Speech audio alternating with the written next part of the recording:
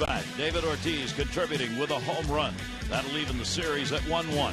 So today, the Orioles, after the win, go to Miguel Gonzalez, coming off the DL in a ballpark where he is 3-0 in his career.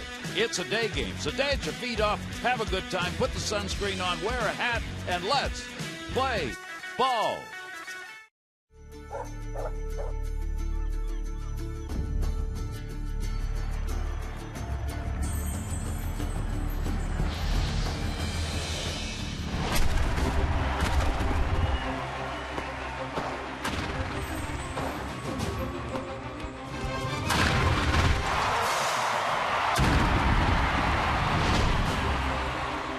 It's the Orioles on Masson, and here in Boston, the Orioles will conclude this road trip, and this is the rubber match of the three-game set against the Red Sox.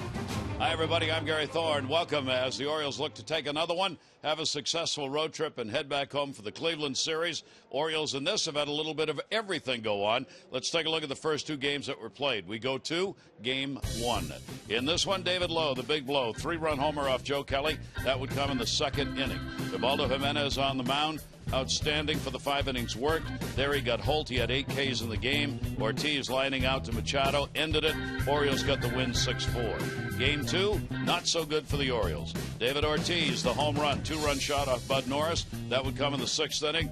Red Sox on top to stay. Buchholz ended up with 7 strikeouts in the ballgame. Koji Uehara finishing it off. Ryan Flaherty the final out, and the Red Sox got the win 5-1. Orioles, of course, kind of shot themselves in the foot. Couple of errors, 5 unearned runs. Jim Palmer today a chance with Gonzalez back. Yeah, really pretty much a series of, okay, which starting pitcher is better, and then a series of big innings. The Orioles get the 4-run second inning, and then all of a sudden Bud Norris for the second game in a row. Didn't have a big inning in Philadelphia, but he's coasting along. I don't know if you ever coast along with a 1-0 lead, but he's got a 1-0 lead in the 6th inning, and then it's a routine ground ball. It actually breaks the glove of Chris Davis. And then not only does the inning unravel, so did Bud Norris. He misplayed a ball, made some bad pitches. We saw the Ortiz home run. So, again, Gonzalez better be good. You mentioned he's never lost here. And then we've seen Eduardo Rodriguez. He came through the minor league organization with the Orioles. He's already pitched 1 time this year, 6 shutout innings. He is pretty special. Coming off the DL, Gonzalez, he'll not be limited in any way today, pitch count or innings. We'll see how far he can go against the Red Sox. And when we come back, we'll be ready to rock and roll. Day game, Orioles-Red Sox from Fenway.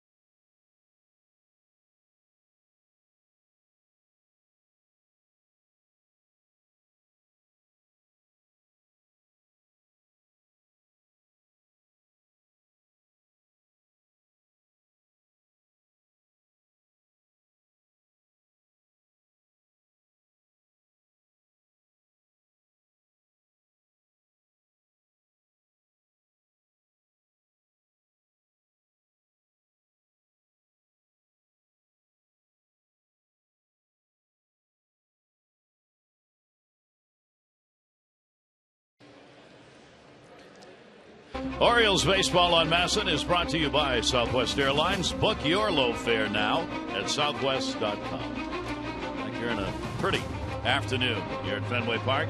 Our BGE home game time temperature at 77 degrees. BGE Home is Baltimore's home team for heating, cooling, plumbing, and electric. Why would you call anyone else? Starting lineup brought to you by Southwest. Book your low fare, southwest.com. Machado, Parmalee, Reimold, Wieters, Young and Davis, Hardy, Pearson, Flaherty. Manny Machado comes in 6 in a row. And Eduardo Rodriguez has turned 22 in April. A lot of fastballs, and it's a good one. Boy, it jumps out of his hand. Slider, changeup, pretty much his stuff. And I mean, it's you watch him pitch, very simple windup. You can look at the numbers, 3-1. And he's had one bad outing, and that was against a team that a lot of pitchers struggle with. That's the Blue Jays.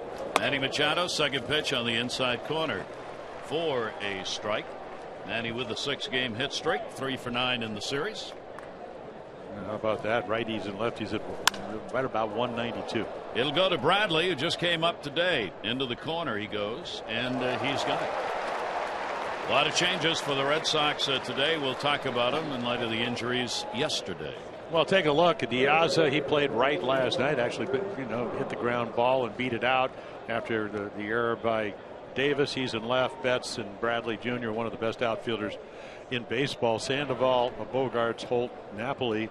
So Holt, we've seen him play everywhere, and then Swihart bat behind the plate. He slid into third in Kansas City in the game. Back the game where Eduardo Rodriguez pitched, and kind of a late slide and sprained the ankle. Chris Parmalee is getting his first start at first base for the Orioles this year. He is a first baseman by trade. Played 37 games at first base last year with Minnesota. Has been playing in the outfield for the Orioles this year, but he's going to play first. Chris Davis will be the designated hitter. And that one's going to be fouled off. So here's what the Red Sox did today. Dustin Pedroia has gone on the DL, a right hamstring strain. Jackie Bradley Jr., you saw, called up from Pawtucket to make room. Eric Kratz, backup catcher, was designated for assignment. Right-hander Joe Kelly, who pitched and not well against the Orioles, he has been optioned to Pawtucket. And Jonathan Aro has been selected from Pawtucket to the Major League roster for today. So those are the changes. Ramirez is not playing. He is not on the DL. Injured his hand in the ball game last night. Parmalee going after it, can't get it. Strike out Rodriguez. Yeah, always tough for a lefty. Even in that Toronto game, the only home run you would have thought had been maybe Encarnacion, Batista, maybe Donaldson, but it was Goins, a left-handed hitter. But right there, perfect pitch outside corner. I talked to Rick Peterson, minor league coordinator, because Eduardo did come through their system. He said his stuff is so good sometimes it feels like he's just playing catch with the catcher.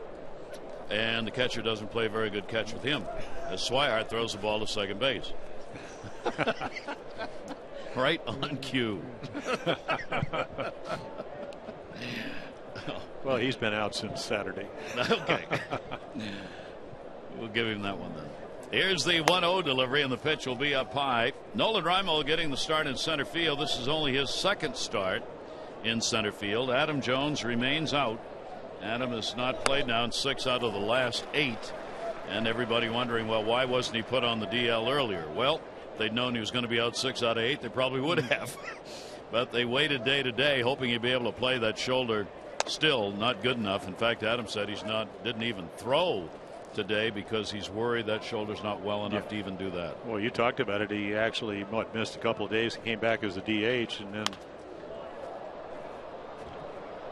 they were concerned as that ball was going to get into the stands, concerned just about diving back to the bases, and then aggravating, and then what looks like it's going to be 10-11 days might even be longer.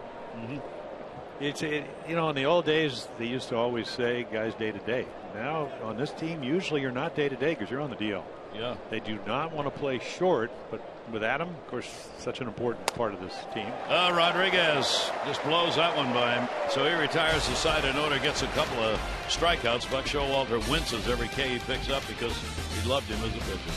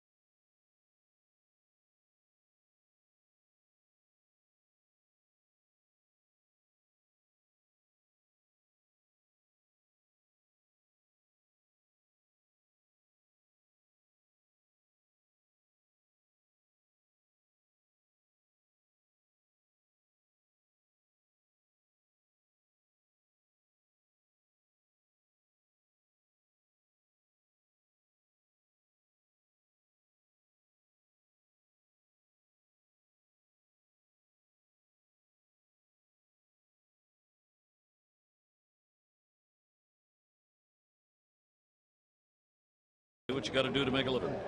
The Red Sox starting lineup today: Betts, Holt, and Bogaerts, Ortiz, Sandoval, and Napoli. Diaz, Swire is back. Jackie Bradley Jr. gets the start. Betts comes in with 11 consecutive games he's hit in. And for Miguel Gonzalez, you can see, really good stuff in the sense that he's got 4 pitches: breaking ball, curveball, slider, change up, a splitter, strikeout, ground ball pitch, and then the fastball. Maybe 89 to 92. We'll see. Maybe he has a little bit extra. I guess coming off the disabled list. Did pitch Saturday.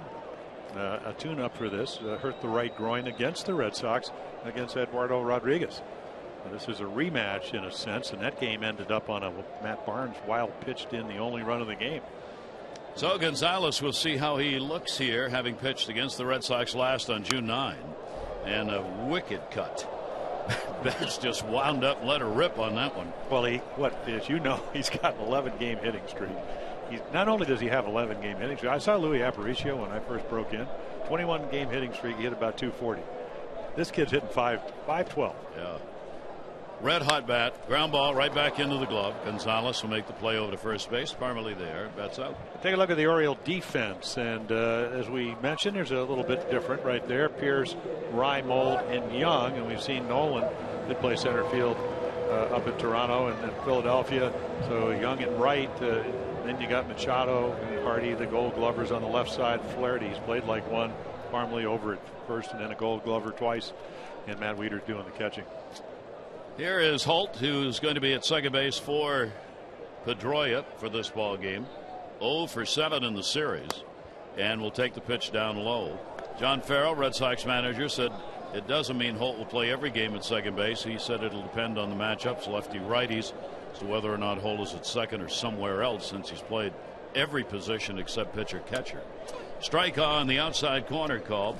You've got Tim Welke behind the plate today, and if you're Gonzalez and Rodriguez, you might want to test that strike zone. Historically, Tim Welke's had a strike zone that has favored pitchers. You'll get the benefit of the call usually if you're on the mound when he's behind the plate. Off-speed pitch will be fouled off on the first base side, and the count goes to 1 ball, 2 strikes. Early in the ball game is when Gonzalez has had the most problems. He has given up 7 first inning runs this year. That's more than any other inning that he's worked. 1-2 count on Brock Holt, hitting at .306 on the year. And look at one down and away, right where Wieters wanted it. 2-2. Little splitter. That was the pitch of choice by Ubaldo Jimenez on Tuesday night here. He had struck out 8, and a lot of them coming on that pitch. Delivery to him by Gonzalez, fouled away.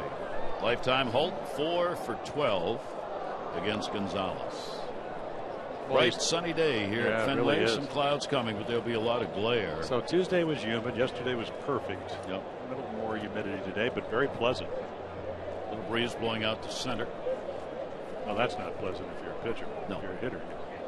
Like, you need any help in this part? 2-2, delivery on the way, and he reached to foul it off and did. Well, here's what's at stake for the Orioles in this ball game. If they can win this game, they will take this series 2 out of 3. It will be the 4th straight season series the Red Sox are going after. They haven't done that. The Orioles are going after. The Orioles have not won 4 straight season series since 64 through 67. They've got a chance to take this series here, and then that will make them 9-4 against Boston, and they'll be well on their way to a chance at winning the season series against them.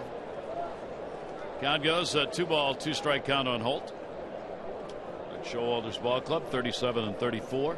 They're 2.5 games out. Red Sox 32-45, 8.5 out. And a swing and a miss. Got him on 1 down and away. Gonzalez gets his first K. Yeah, there is the splitter, and so he fouled off pitches, and you're around the plate.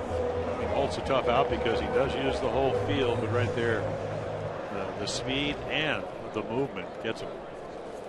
So 2 away in the first inning. That'll bring Bogaerts up. Bogaerts will move into that 3 spot where Pedroia hits.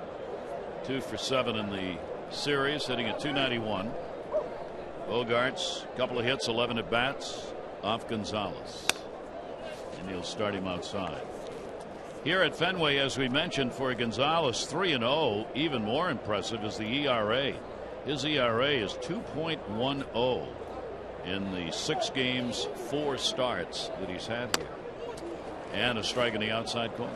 Yeah, so we are seeing maybe a little benefit from just really getting the one start to give him a tune-up after the groin injury, because he usually doesn't throw at 93. You know, maybe the gun's a tick fast. That's going to be a base hit into the corner. Pierce is playing towards center. Off the bottom of the wall. Bogart's on his way to second base, and a 2-out double. Well, the Red Sox have, and we saw this with Bogarts last night. I mean, you know, he hit a rocket that hit Ramirez. You know, you look at over the last now 23 games, he's hitting about 350. And as a whole, the Red Sox, they have 6 guys since June 1st well into the 300s. Now, of course, Pedroia just went on the DL. And as we mentioned, Ortiz not hitting at that level, but he does have 5 home runs in the month of June. So this is a much better offensive team than they were in May or April.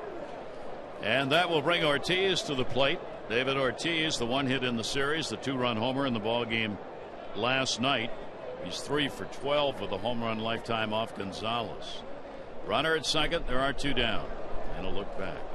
This is where, like most of the Orioles starters, Gonzalez has been outstanding. Runners in scoring position, only 159 against him on the season. And for Ortiz, he's hitting even lower than that, 150 in these situations. Not good. Yeah, the home run last night, of course, Bud Norris really unraveled in that 6th inning, got behind him, and 2-0 fastball. And he belted it. Taking all the way. I think he was actually squaring around taking that pitch. 1-0 count. Well, if you ever wanted him to bunt, it would be right now. Yeah, it would be with a runner in scoring position. I don't know what he was just taking. Well, Manny's not playing where he normally plays him, only because you don't want Bogarts to walk into third base. So he's in a little bit. 1-0 delivery on the way. Ortiz will take that one. It'll be inside. And the count goes to 2-0 and David Ortiz. Yeah, you know, you watch David, and I mentioned it after watching him really the last month. The bat maybe has slowed a little bit. 2-0. He can look for his pitch. He got it last night. But the definitive thing for me is he's always been so tough. Yeah, you get home runs. He's got great on-base percentage, but he doesn't usually chase pitches out of the zone. 2-0 delivery, and that one he doesn't either. And the count goes to 3-0. So Ortiz showing patience here in this at-bat with Sandoval waiting on deck. Obviously, when you got Ramirez and Pedroia out, this lineup's had to be shaken up a little bit, not only in the people in it, but where they're hitting for today's game. 3-0 count. Runner off second base. He had the green light down the line in left field. Pierce will go over near that wall, and Steve Pierce makes the catch. Great play as he ran out of room in foul territory. Hauls it in. Ortiz, hands on hips, just staring at him. He still is. He's still standing there staring. Ortiz is watching the video board to see how Pierce caught that ball. He did. No runs, 1 hit, no errors, and 1 left on base.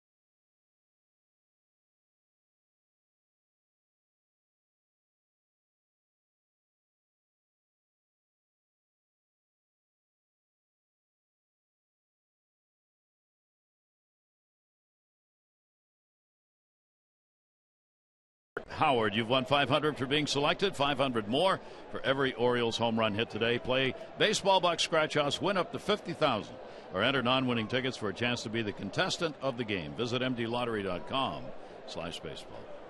There's David Ortiz still trying to figure out how Pierce got over there and caught that ball. Great catch.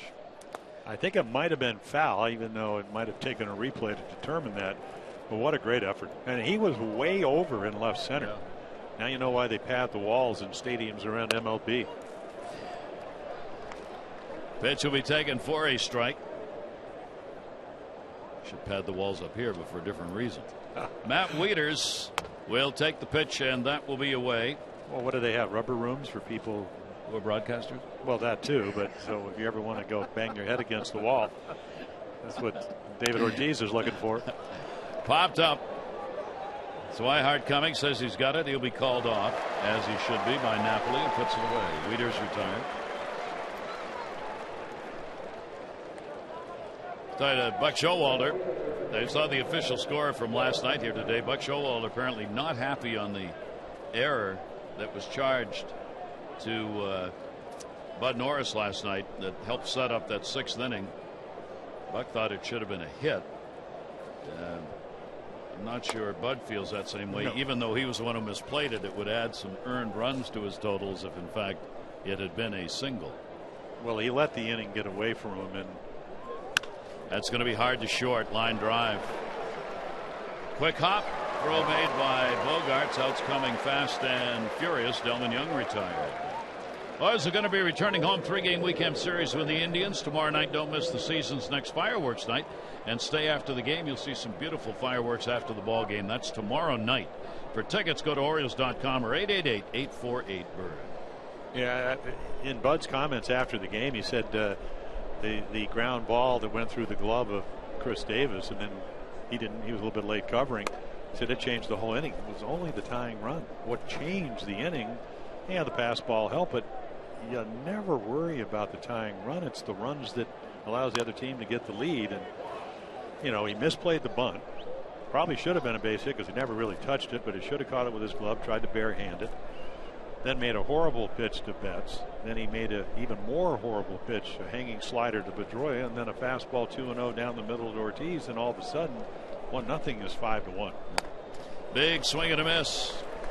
94-mile-an-hour fastball from the 22-year-old left-hander. Yeah, he doesn't walk a whole lot of people. The most he's walked 3. That was against the Orioles and then against Toronto. He got him. Boy, he can deal. When he's on, he is as good as any young pitcher in Major League Baseball. He's retired the first 6 Orioles faces.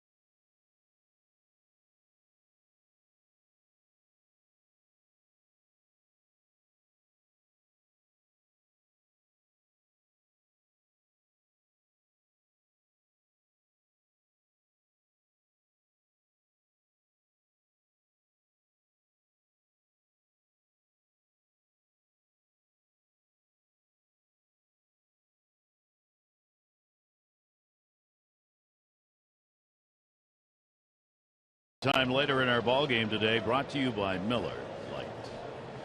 Steve Pearce with a fine play defensively for the Orioles.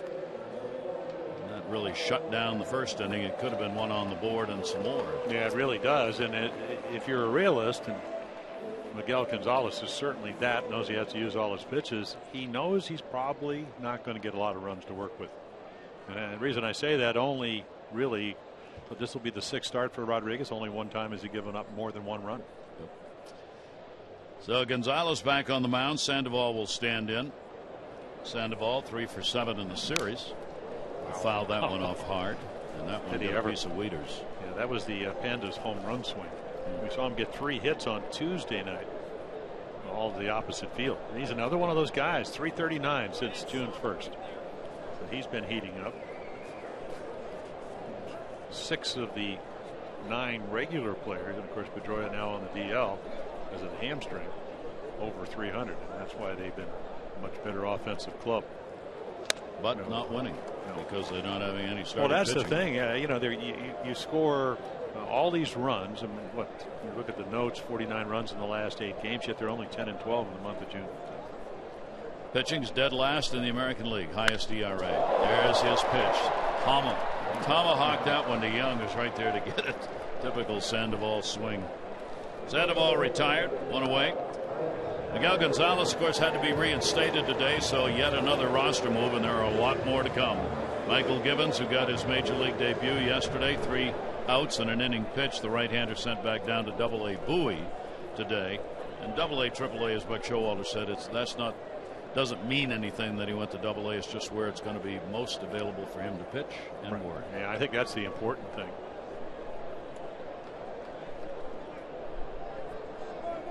I think we saw, when I was asking about Eduardo Rodriguez. That's going to go to right field. Delman Young started back. He's got to come in. The right fielder's not going to get there. It'll fall in a base hit. Oh my gosh, what a tumble made by Parmalee. It's a ground rule double. Parmalee ran into Young. He did a complete somersault. Young's the one down after getting run over. Now take a look, and again, I mean, it's not a routine play because it's going to be just a couple feet. But again, the late jump, and there goes Parmalee, and then you just never know where Delman runs into Chris. So he looks like maybe that left knee got him in the chest. And anytime you get the chest, the ribs, yeah, look at that, right almost across the Baltimore on the road unis. Buck Showalter's going to go out along with Richie Mansell's, the Orioles trainer, just to make sure on Delman. Yeah, this is such an expansive right field area. There's a tendency, and even though Napoli's been struggling, you play him a little bit to right center field because that's where his power is. And you got to come a long way, and if you don't get a real good jump, and sun in and out, clouds in and out, a lot of territory to cover. Hanging on to his stomach and side there as to where he got kicked, but he's going to stay in the ball game. Yeah, Delman doesn't get to play as much as he'd like. He's not leaving unless it's really serious. Parmalee's the one who's getting worked on here. Parmalee went out and saw Richie Banzells. May have slit his finger a little bit there, so that probably needs a Band-Aid on there. Richie Banzells with the medical pack in hand. Well, you got one guy, Delman Young, not playing as much as he'd like, and when he does, he certainly helps the team. And then you get Parmalee, who's been up for about 10 days. At the opt-out, and he's been playing well. He doesn't want to leave. It's been a dangerous series yeah, for both teams. It was a very expensive win for the Red Sox last night. Yeah. Talked about Hanley Ramirez. He's got he got hit on a hit and run on the left hand hard. Came out of the ball game. He's wearing a brace on that today. He's not on the DL, but certainly not available to play today. They are hoping they're not going to have to DL him, but it's going to be a bit of a time before Ramirez is going to be ready to go. So Parmalee gets the pinky taken care of there with a Band-Aid. Last night, here's what happened with the Ramirez. Yeah, he starts on his own, and he doesn't look. So he's running. I mean, he takes a look maybe right there, and then he puts his head down, and then the ball hits him right on the back of the left hand. Ouch. And Napoli is at second. Probably, I read today that's the second time that's happened in the last month. Bogaerts has hit 2 balls to right field, which is one of his strengths, and 2 of those times he's hit Hanley Ramirez. I think the second time he'd be looking, right? Well, I think he took a look, and then he put his head down once, but he never followed the ball. Here's Alejandro Diaz at the plate. Diaz 0 for 2 in the series. But he did not have a sign to run. He just kind of ran on his own, as it turned out. Yeah. And at the time, it was a 1-0 game, and they're looking for runs, as it turned out. And Flaherty made such a heads-up play. He actually grabbed the carom and was going to turn a double play, but the ball's dead once it hits Ramirez. 0-1 delivery on the way by Gonzalez, so we take it inside. Napoli with a 1-out double. He's on at second. That hit Napoli picked up, by the way, ends an 0 for 14 that Napoli had coming into the ball game. So Napoli gets out of that 0 for and gets himself in scoring position. Yeah, for her guy who's done a nice job for the Red Sox. He's 4 for 9, 2 for 5 lifetime off of Gonzalez. The delivery on the way, and a swing and a miss. No chance on a pitch down and in. Tipped it, I guess, a little bit off the bat.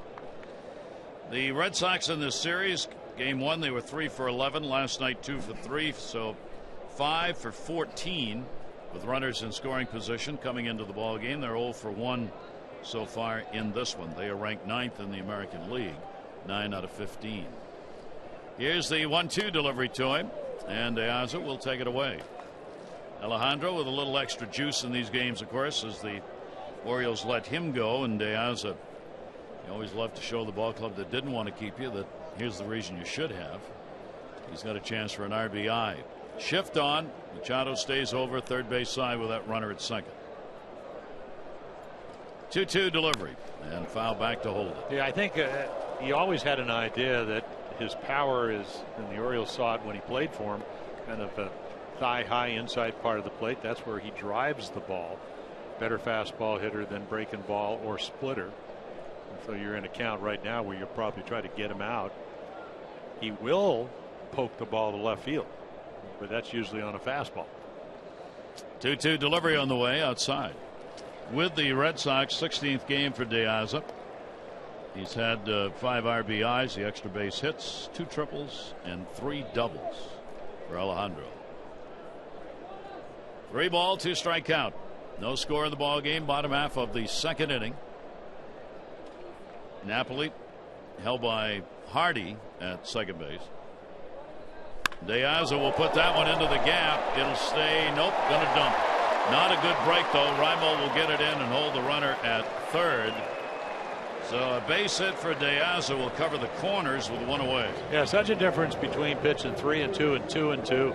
So here's the splitter, but it hangs up, and the Orioles get a break because I don't know what Napoli's thinking about, but he comes off and then he hauls it. There's no possible way this ball's not falling.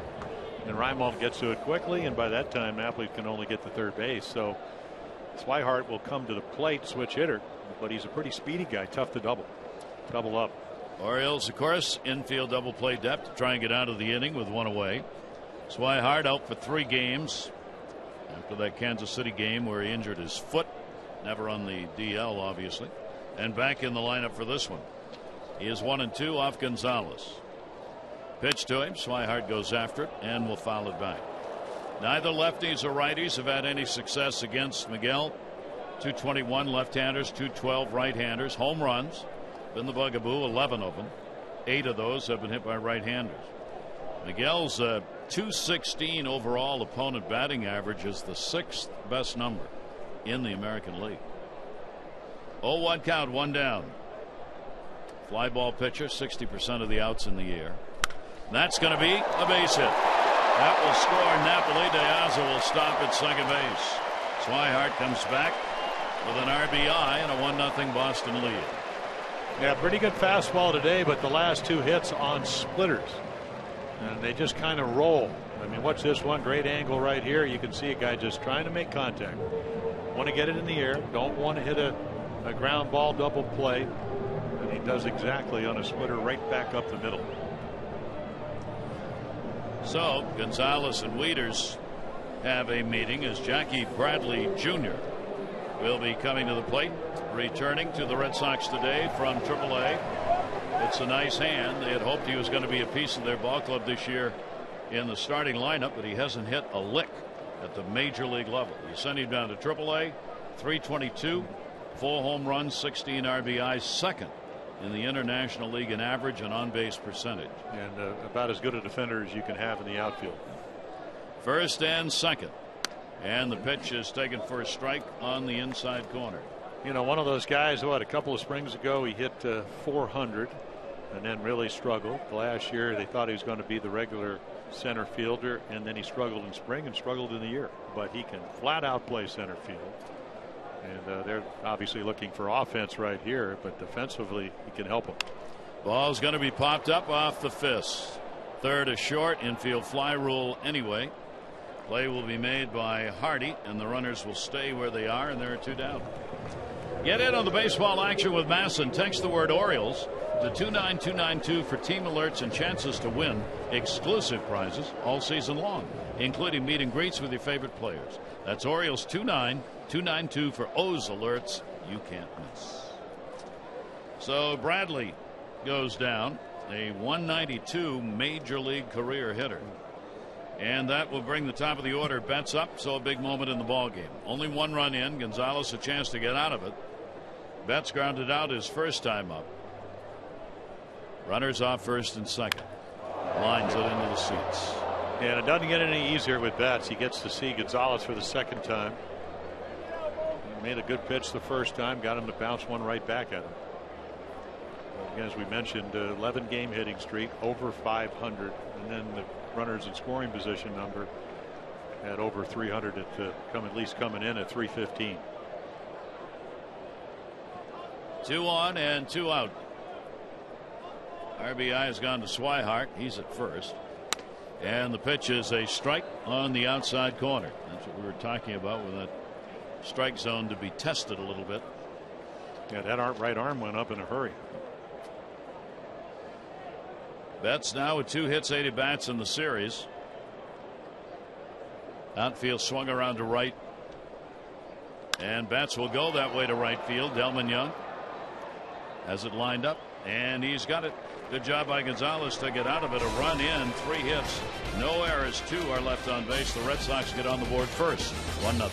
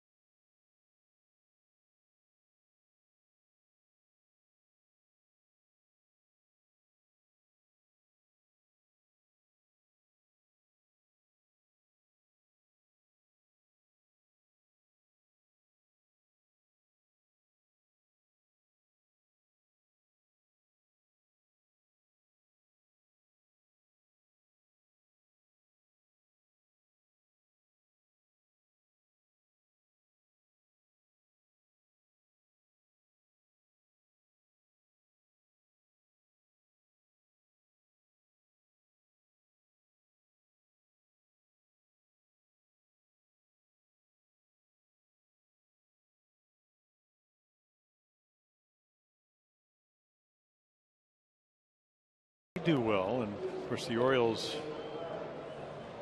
they've had the night game was when they against the Red Sox, that afternoon game was 18 runs, so they've done some damage. Orioles are 16-11 in day games. The Red Sox are 12-13. Yeah, last year the Orioles under 500 on it, even though they won 96 games during the day. Every year is different. Yep. Rodriguez delivers, and the pitch will be taken for a ball. Hardy up, a couple of hits, 8 at bats in the series. Rodriguez, 3 strikeouts, no walks so far. He has struck out 30 now in 33 innings pitched, and that's not a number surprising for him. Hardy will watch that one go by in the outside corner, 1-2. Yeah, that's a little changeup. I was watching Scott Coolbaugh, the Oriole hitting instructor. He's looking at film, and he said, great changeup. The Orioles saw that in Baltimore. They've seen a fastball. He pitched to both sides. After he got roughed by Toronto, John Farrell, former pitcher himself, pitching coach, now the manager of the Red Sox, said, maybe you need to use your changeup and your slider a little bit more. So that's what he did against Kansas City. Gave up 1 run. Got to make something in at this level, even with a great fastball with movement on it. Interesting numbers on him. No team has had a hit against him in 97 changeups he'd thrown coming into the game. No hits on 97 changeups. And it's so easy. And we always talk about how the ball, they judge pitchers. Okay, yeah, can you throw strikes? Do you have movement? But again, when you're deceptive and the ball jumps out of your hand, how's the ball come out of his hand? Really good. Hardy knows that. Yeah. Strikeout we victory. know that. Was there ever a day, the day after that he pitched when he was coming through the minor leagues, that Buck Showalter wouldn't give us a scouting report? No. You said Buck loved him. He hated the fact they gave him up, that had to do it. They felt in order to get someone in that bullpen like Miller, Andrew Miller. Here is Pierce, a 1-0 count. Steve has not had a lot of playing time of late. He's had only 1 at bat in this series. Getting the start in left field, already with a great contribution defensively for Steve. He's only had 30 bats this month, hitting .267. Played it short by Bogarts, and he's gone. Let's take a look at our Major League Notebook on the worth repeating page from the Cincinnati Enquirer. It's over now. Pete Rose's reinstatement. If it had any life before Monday, and that was unlikely, it's really dead now. Bertolini's long-lost notebook, the one the Feds had but wouldn't share with baseball, that's the betting notebook, is now public. Indicates clearly Rose bet on the game as a player, and the smoking gun that will relegate to sad history the hit king, Pete Rose. And now, I was noticing today, some of the betting slips have actually gone online that Pete Rose signed as a player. So he lied about not gambling at all. Then he lied again about not gambling on games while he was playing. Yeah, I did an HBO show with Bob Costas, Pete, and John McEnroe. It was like an intervention. And you felt you feel sorry for him only because I think he's an addict. Yeah. And he's never addressed that. And it's a shame. Foul back. I think anybody that saw him play knows he was a marvelous player. I remember Terry Crowley was his teammate, a couple of World Championships. He said he played every inning like it was the 9th inning of the World Series and you were down 3 games to 2. And we all recognize that, but I just thought baseball would have embraced him if he had just admitted that he has an illness. Swung on and missed. Flaherty's retired. 9 in a row set down by Rodriguez, and 5 of those outs have been strikeouts.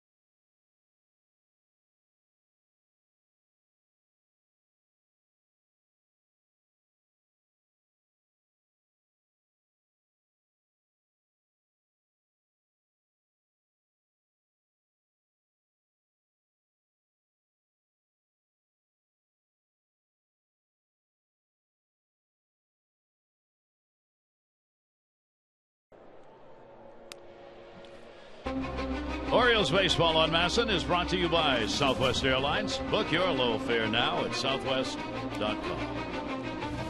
Great to have you with us. Fenway Park, Mass Pike just outside. Some people hit balls out there for home runs. Oriole fans on hand. See if the O's can end this road trip 5-3. The Orioles 4-3 on the trip. They've Had a lot of offense, averaging just over 5 runs a game. ERA 3.9 on this road trip. They win 5-3. They don't. It's a 4-4 trip. Gonzalez delivery. The off-speed breaking ball is in there for a strike. Brock Holt. Holt a strikeout victim. Bogarts and then Ortiz 2, 3, 4 in the lineup for the Red Sox. 0-1 in the air, left field. Pierce going over. That's back near the monster, but he's got room and makes the catch. Yeah, ball slicing away. You can see the glasses on, the sun. Not a whole lot of wind. Take a look at our Jeep inside the numbers. That's since June 4. Yeah, well, that's what you're talking about. So again, the Orioles are starting to play better. Obviously, the Blue Jays, they won 11 in a row in the month of June. And then you got the surprise, to some degree, the Rays, who pitch as well as anybody else. They lost what, 1-0 yesterday. That's a third 1-0 loss of the year. All their ball games are 1-0, 2-1. It seems like.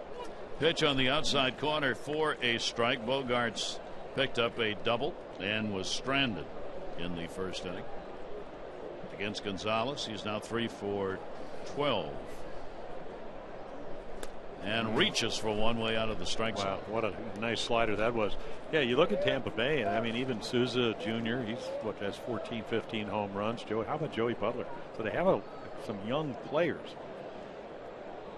Compared to some of the other teams in the American League, he's not quite as much firepower, but they can pitch and they can play defense. And that one he goes up for and will foul that one away. That too out of the strike zone. And Bogarts behind on the count here, 2 strikes to Gonzalez, who's walked none and struck out 1. 1-0 this year for Gonzalez against the Red Sox. 5-1 lifetime against them. 0-2 delivery on the way outside. He's had 3 previous starts. He won the first one back in April. 3 runs, 5 hits over 5, and then non-decision. Ball game, he gave up 4 runs, 8 hits in 6 innings, and his very last outing, June 9. No runs, 4 hits, 4 1/3. He had to come out with that groin strain. Yeah, this is one of those games, though. In that game, that first one you talked about, he hung a slider to Hanley Ramirez, so he's not playing today. He hit a 3-run home run, but the Orioles scored him 5 runs. Today's one of those days where every pitch means so much because of who you're facing. 2-2 out. Down goes Bogarts. Yeah, there's a good splitter, and he hits it right down at somewhere in the foot ankle vicinity. Maybe the left knee area. Well, we saw Hanley Ramirez do that in Baltimore. Fouled one right off the inside of his knee.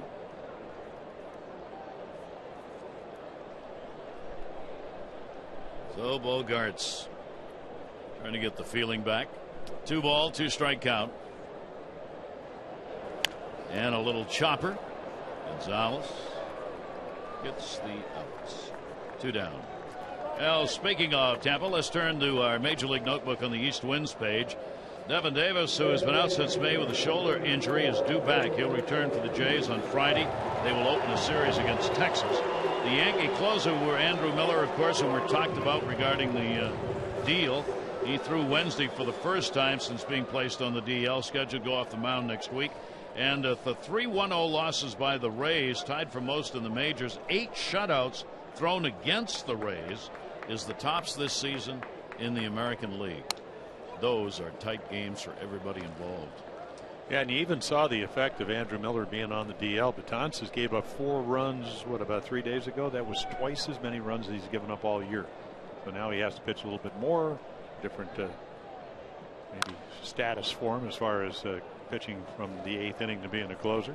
Not that he can't do it. It's just that you lose a lot of the breadth and depth of your bullpen when Miller's out. Yankees are either scoring 10 or giving up 10. That's the way it's gone over the last 10 days. Pierce made a great catch on Ortiz. First time up, going up against the side wall down the left field line to record an out and save a run. That one is bounced by Gonzalez. 2 down, nobody on. Red Sox have the 1-0 lead, bottom of the 3rd. Red Sox 4 hits, the Orioles none. Another big crowd on hand here at Fenway, and a great day to be at the yard. Gonzalez delivers to him. The batting eye has to be put in for the day games. That's out there in center field where they block off the seats with that black tarp. Used to be fans were allowed to sit there in day games, and of course they all wore white T-shirts when the opposing team would come to the plate, and they would change shirts to something dark when the Red Sox were out. And a strike in the outside corner, swinging or otherwise, he's gone. 2 strikeouts for Gonzalez. That's a 1-2-3 inning. David Ortiz trying to eat his bat.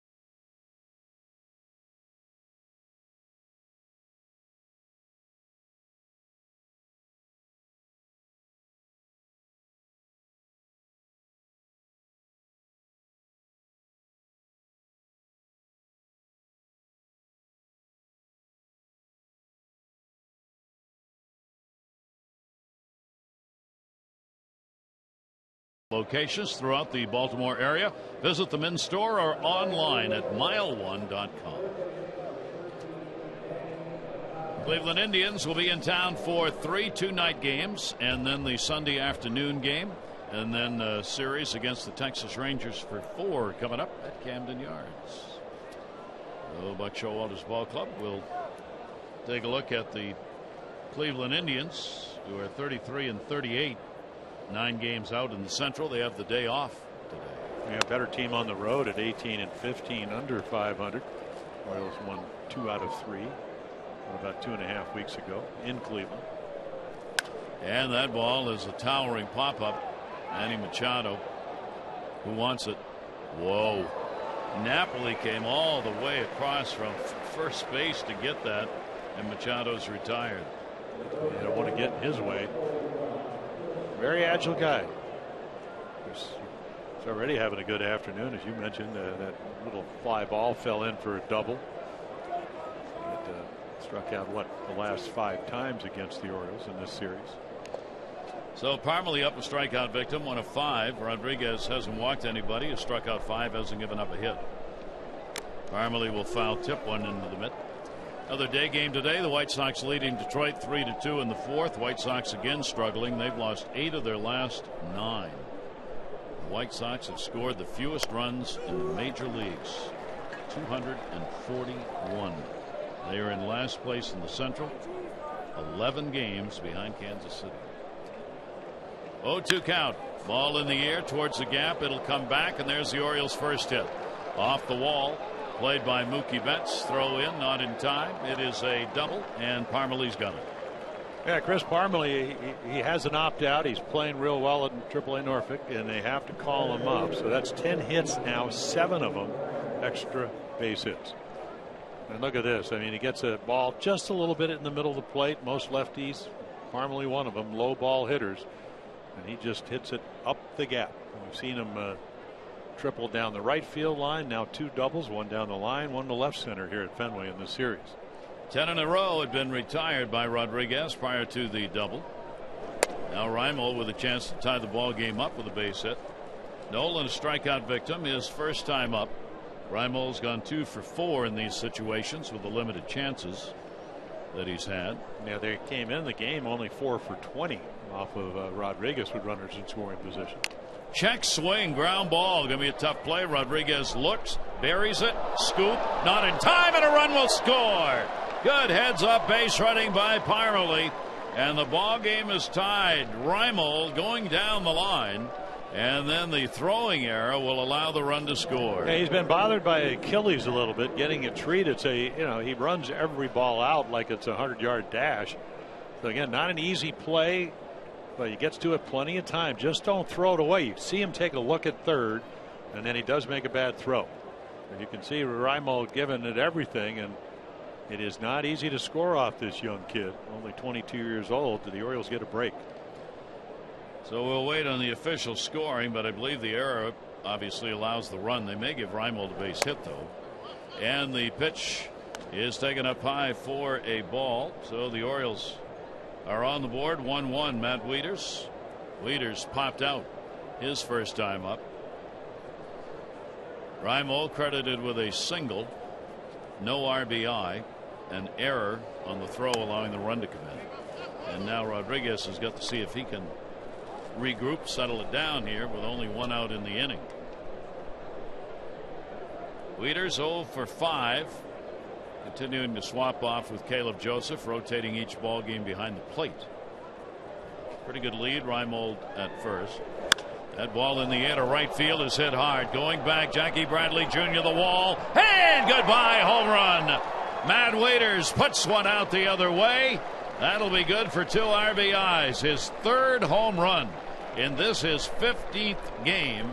He's got 10 RBIs, and the Orioles have a 3-1 lead. Yeah, only the second hit from the right side, and as we mentioned the other night, and it surprised me, this is the first home run that he's ever hit at Fenway Park. And not only that, it gives the Orioles a 3-1 lead. So what did that ball carry? Yeah, did it ever. Wieters coming back with a big time bat for the Orioles. Delvin Young will take the pitch down low for a ball. Yeah, take a look. I mean, again, great stuff. And right here, boy, we saw, and they still talk about it down in Tampa Bay, the home run he hit to right center early in his career. So he didn't hit it like he did in Tampa, probably about 430 to the opposite field, but tremendous plate coverage, righty and lefty. Great power to the opposite field, whether he's hitting from the left side or the right side. And then again, as you mentioned, the wind, we saw it last night, it was kind of blowing in a little bit, but today, or at least this afternoon, it's blowing out. So the Orioles, all of a sudden, here in the 4th inning, strike against Rodriguez. Is delivered to Young, and that's going to be a shot up the middle for a base hit. That will break an 0 for 12 that Delvin Young had. And for Kenneth Borst, our Maryland Lottery contestant of the day, that's a $500 home run put up by Wieters. And now we'll get a visit to the mound. Yeah, Carl Willis coming out, and again, a young pitcher. He's had tremendous success. So this is pretty much, I remember the old days, Ray Miller used to come out when Sidney Ponson was pitching, and was Sidney a right-hander, and he put his hand on him, trying to quiet him down. Had that effect, and this is pretty much about, okay, use all your pitches. Get back to maybe using the changeup and the slider a little bit more. Wieters hit a fastball. Parmalee looked like he hit one in the middle of the plate. Wieters getting the 3rd home run off Rodriguez this year. And the Orioles, after the first out by Machado, have had a double, single, home run, and another single. And here's Chris Davis, struck out his first time up. They won't have the shift on with a runner at first. And a swing and a miss. So Rodriguez gets touched up in a hurry, and as was true in the ball game last night, it just happened so fast in this game. 6th inning. Couple of errors to start the inning, and it was 5-0 by the time it was done, and it seemingly was a snap of the fingers. And the same thing has happened here to Rodriguez in the 4th. Yeah, really about a series of 5 batters last night. Again, it's about really staying away from big innings. Buchholz was able to do it last night. Norris wasn't. Kelly wasn't able to do it on Tuesday night. Jimenez was. Leaning Delvin Young towards second, not going anywhere. Off the mask, and mask comes off. Swihart. Just happy to be in the big leagues. And a rush to the big league. He's a guy that we saw play over the last 2-3 springs. But again, with all the injuries, Vasquez going down with Tommy John, Hannigan breaking his hand. We saw Sandy Leon the last couple of nights because of the ankle injury, but Swihart, a very, very young catcher, but learning at this level. Runner off first base, and the pitch will be outside to him. And the count goes to 2-2 on Chris Davis. Chris has had a little bit of a rest here today, DHing rather than being at first base. He's got 3 home runs against the Red Sox and 7 RBIs this year off Boston. Young the lead at first. That one he just plays beautifully into center field for a base hit. Cut down on his swing on a 2-2 count, and just kind of nonchalantly, if that's possible in baseball, puts it out there for a hit. Well, it's kind of just playing pepper. Well, can I, this is a good pitch too. If I overswing, I probably swing through it, pull my head. So I'll cut down. And in the words of Chris Davis, I'm not a choke and poke guy, but he was there. And it's a hit. It is.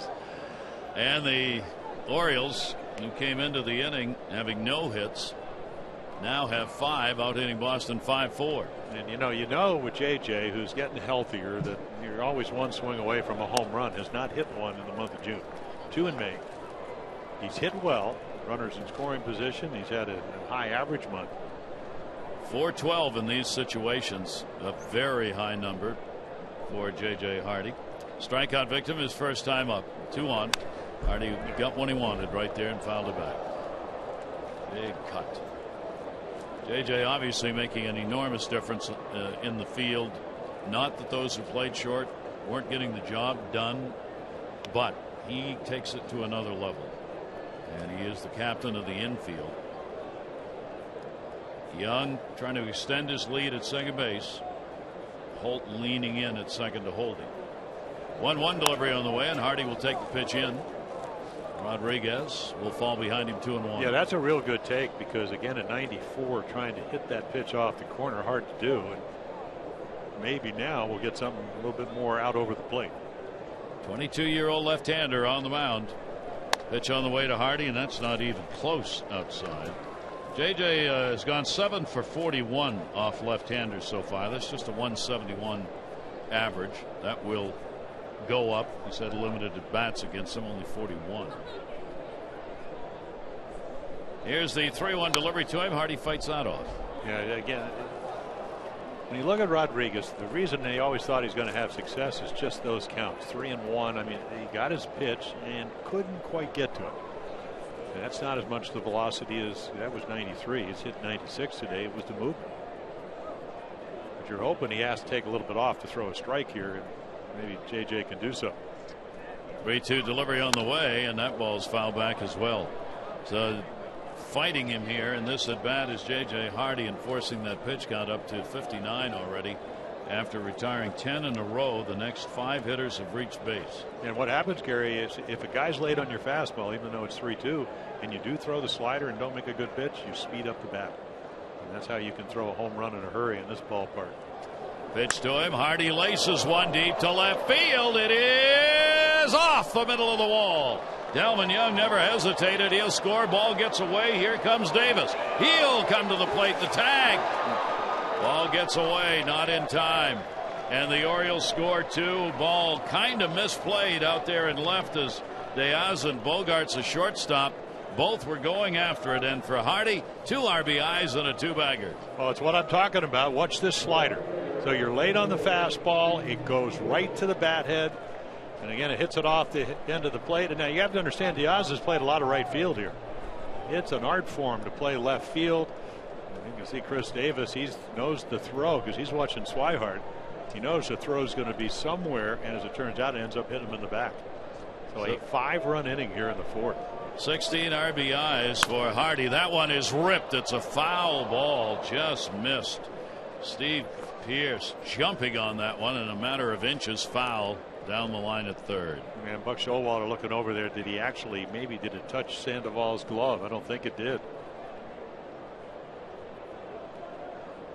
Nope, it hooks, but it hooks just a little bit too much.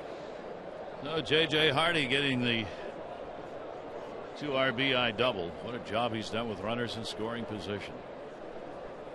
Steve Pearce waiting on one. Pitch will be a called strike to him.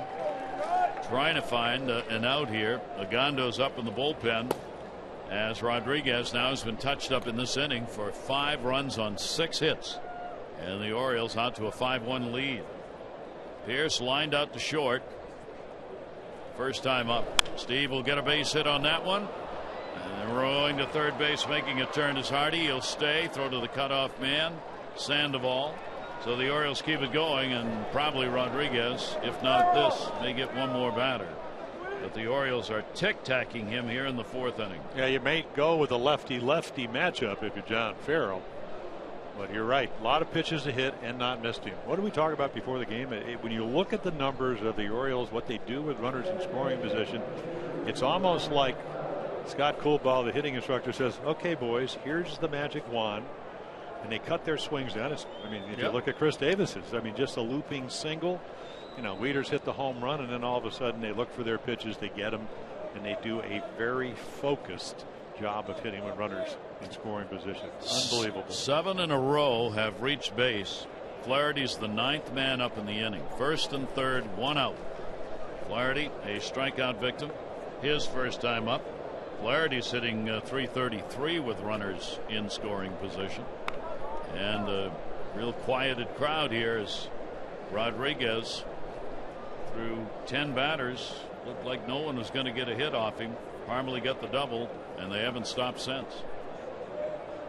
Infield double play depth. Flaherty will take the strike on the inside corner. Well, I've been here, and when you're young and you're getting hit around, sometimes we always talk about it is you try a little bit too hard. Sometimes you have to back off, and until you get the innings and you get the experience, hard to do.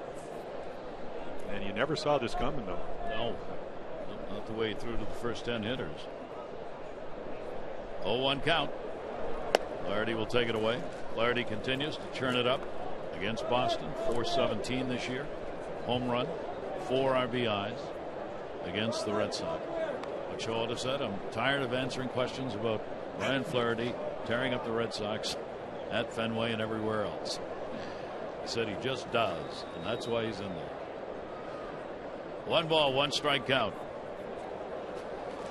Yeah, and this year, not home run wise, but his average .321 coming in against lefties went down a few points because of the strikeout.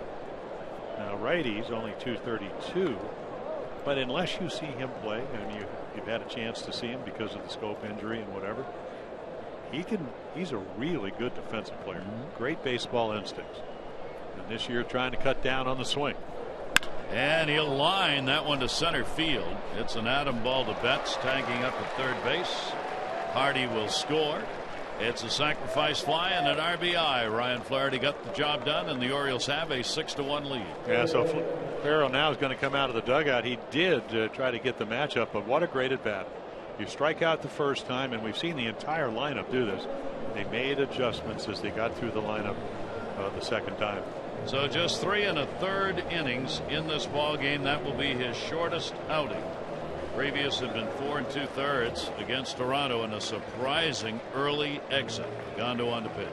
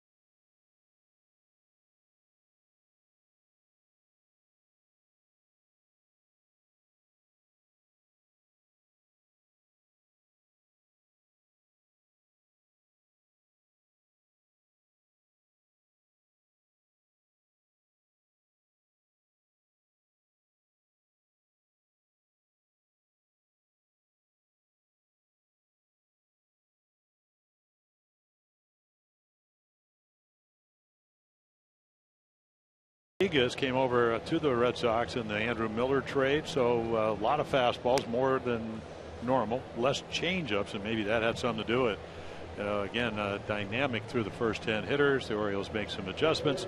Now it's time for a little relief for your car too. Visit Jiffy Lube for regular oil changes and help prevent damage and wear to your engine. Jiffy Lube. Drive in today. And that relief, and that is going to be Alexi Agondo. Saw him on Tuesday night. Really threw the ball well. He's healthy. Elbow, shoulder problems over the last couple of years. Again, hard throwing, fastball slider pitcher.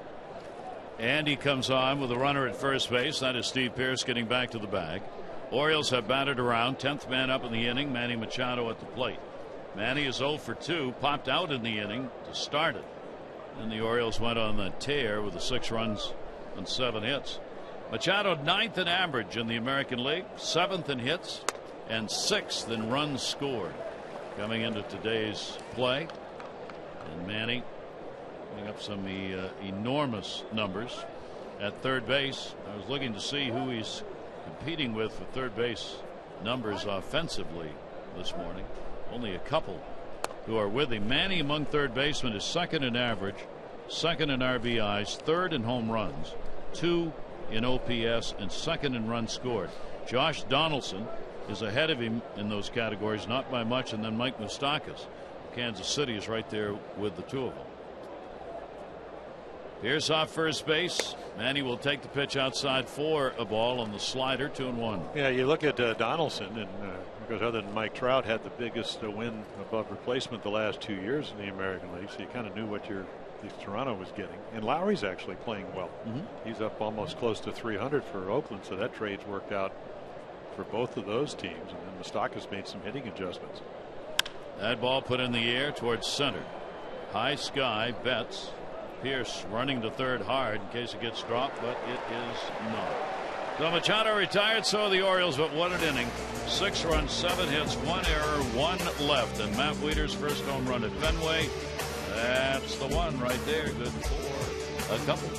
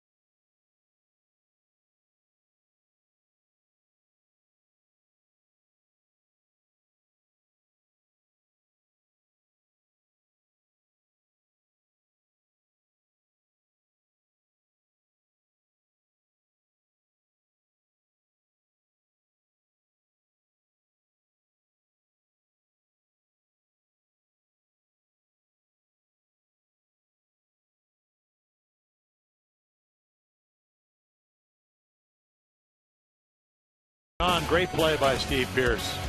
Runner in scoring position. 3-0 pitch.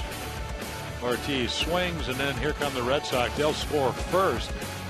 Swihart coming back after missing 3 games. He singles after a fly ball double. And then here come the Orioles. 6 runs and 7 hits off of Rodriguez in the 4th inning. And those are your Geico game highlights. 6-1. 15 minutes could save you 15% or more on car insurance. Visit geico.com for a free rate quote. Well, Miguel Gonzalez will come on to pitch the 4th inning, and long inning. He sits there. Meanwhile, the Orioles score 6 runs. Sandoval, who lined out his first time, will step to the plate.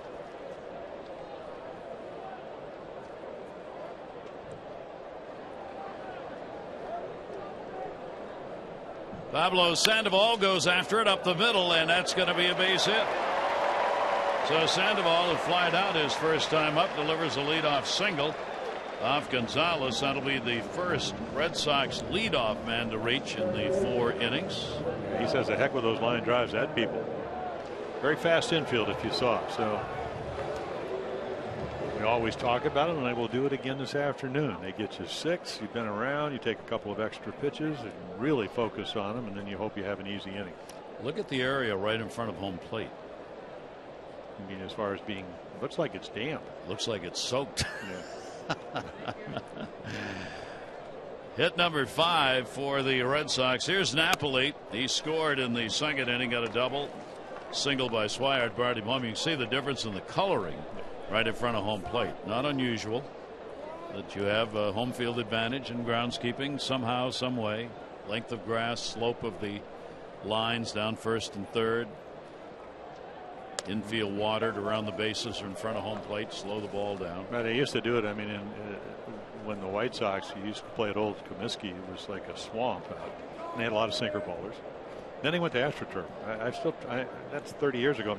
35 years. I'm trying to figure out why they did it. They had Tommy John. They had Gary Peters, Joel Horland. They're putting turf down. Not a good idea. Hit hard on under the glove of Manny Machado, base hit. So the Red Sox, Napoli is 2 for 2.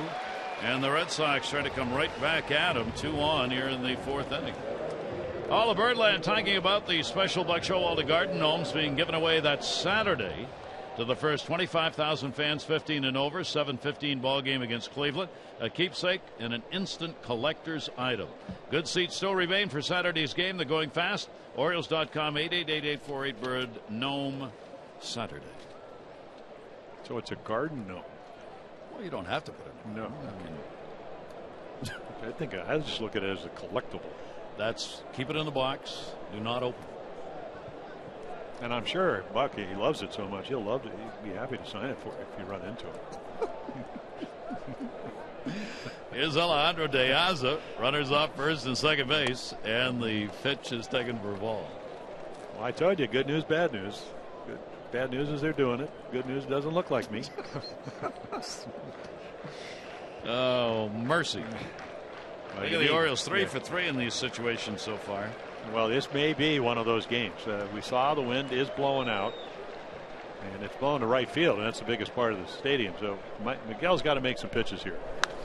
That one he just got a little bit out in front of. Well, that's where his power zone is, and the last time he did get a base hit, and he worked the count to 3-2, and the splitter kind of rolled up there. So you're just right here. You get yourself a 6-1 lead. You have to, at least you want to, if you're going to hang around, you need to get an out here.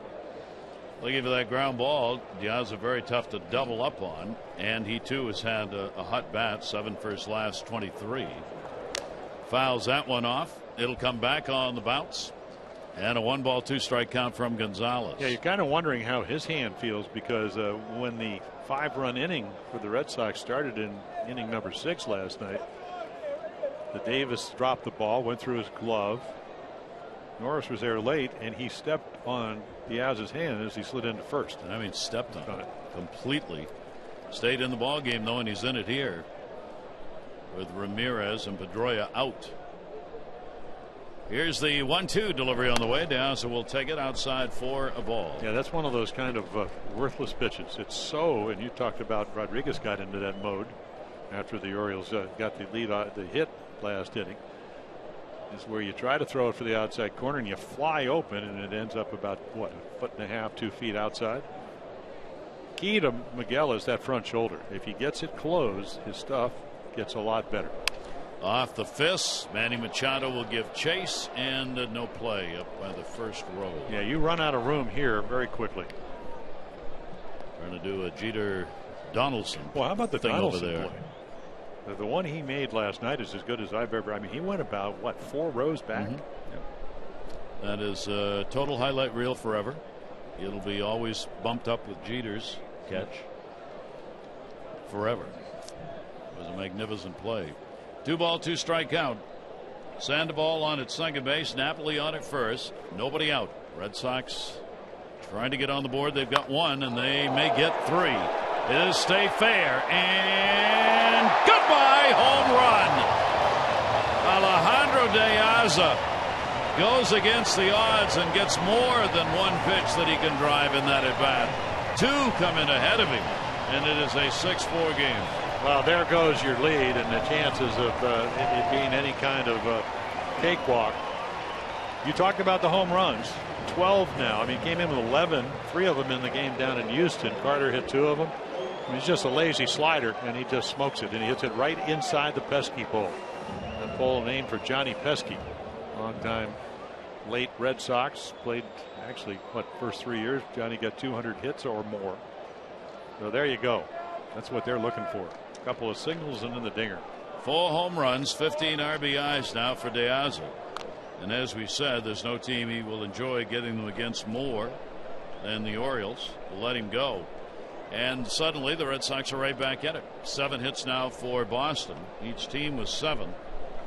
This has been a series overall in the year where the home runs indeed have made a big difference for both ball clubs. Pitch on the way, foul back. With the home run hit by Matt Wieters, the Orioles have 14 home runs against the Red Sox, and that is the 13th home run hit by Boston against the Orioles this year. 0-2 the count. Swihart RBI single first time up, takes it inside. Yeah, the luxury of pitching with what was a 5-run lead is that one pitch is not going to beat you, but if they get a guy on, one pitch will get you out of the game. A 3-run home run changes everything. Swihart with a big cut, not going to catch up to that one. He is retired. That'll be the 3rd strikeout for Gonzalez. See, there's a good slider. The one to the Aza just kind of rolled. And he didn't have to throw it for a strike, but he did. And at least the count didn't dictate throw the same kind of pitch, just couldn't execute it. And that'll bring up Jackie Bradley Jr. playing in right field today. He popped out his first time up. He's only 25 years old. This is the 3rd time he's been up with the Red Sox this season, including starting there. He just couldn't hit, and they couldn't keep him up. So sent down, and every time there's an injury, he comes back and they give it another shot. Fouled straight back. Yeah, he was 0 for 11 in the short amount of time he was here, but they've won every game he's played in. 7-0 in his games that he's been part of. There's probably a lot of those games he came in for defense because he's that good a defender. He is now 0 for his last 30 major league at bats if you go back to last year. Well, I think we saw a little bit at the first time up where they had Gonzalez on the ropes and he chased the ball with only 1 strike up and in. So it always looks like he's kind of in between things. Gonzalez got it in, and Hardy's got it. Hardy, a 1-bouncer throw, and not in time. Maybe that breaks the skein. We'll see whether Buck Showalter wants to look at it or not. I don't think so. Well, nice play by Parmalee, and I'll tell you what, a lot closer, but I don't think he had control of the ball. And right here, I mean, just the fact that he's able to keep it in front of him, but a very tough hop. And you talked about if they really do decide the ball has to be in the back of the glove, it never got there. Well, there's an end to that streak. Bradley will be very happy about it, as it'll end in 0 for 30. He's on with a base hit. He has outstanding speed. There's the pick by Parmalee over there at first base. And that's hit number 8 for the Red Sox. Still only 1 away. And the top of the order, Mookie Betts. He has flied out and grounded out. And back to the bag goes Bradley. Yeah, I don't know how much attention Oriole pitchers do against the Red Sox, but if you paid attention coming in here and you looked at the Sunday game, they got 16 hits in Kansas City, 13 of them for extra base hits, 8 doubles. They got 3 triples and 3 home runs. And showed bunt. Machado was playing back at third base. Mookie Betts, of course, with great speed.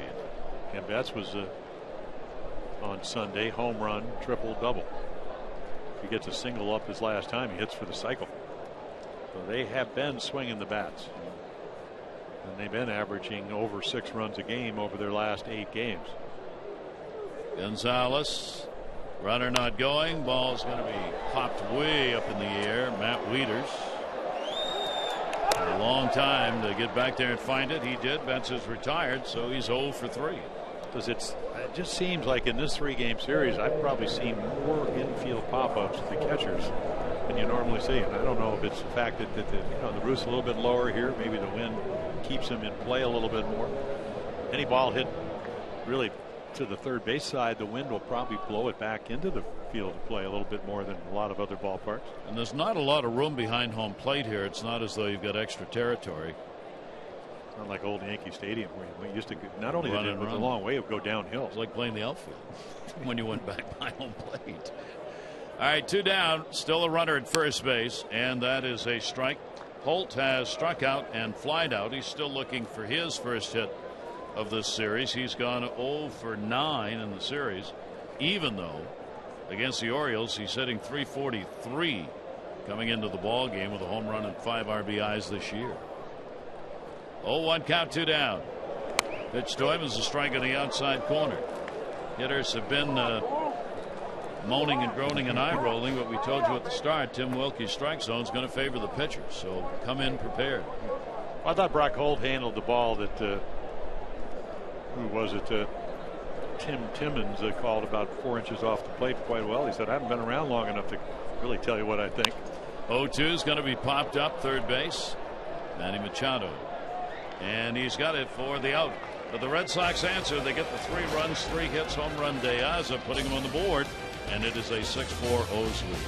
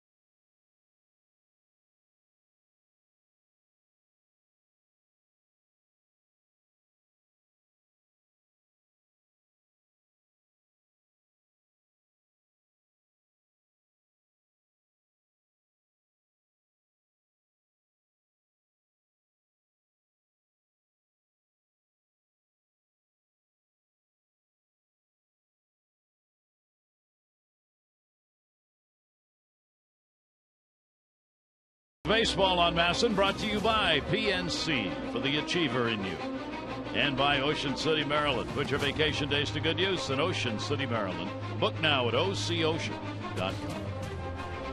A lot of juggling going on for the Orioles. They've got the 6-4 lead.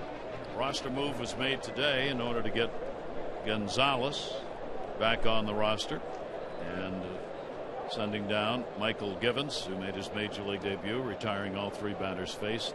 Ball game yesterday. Another roster change due tomorrow.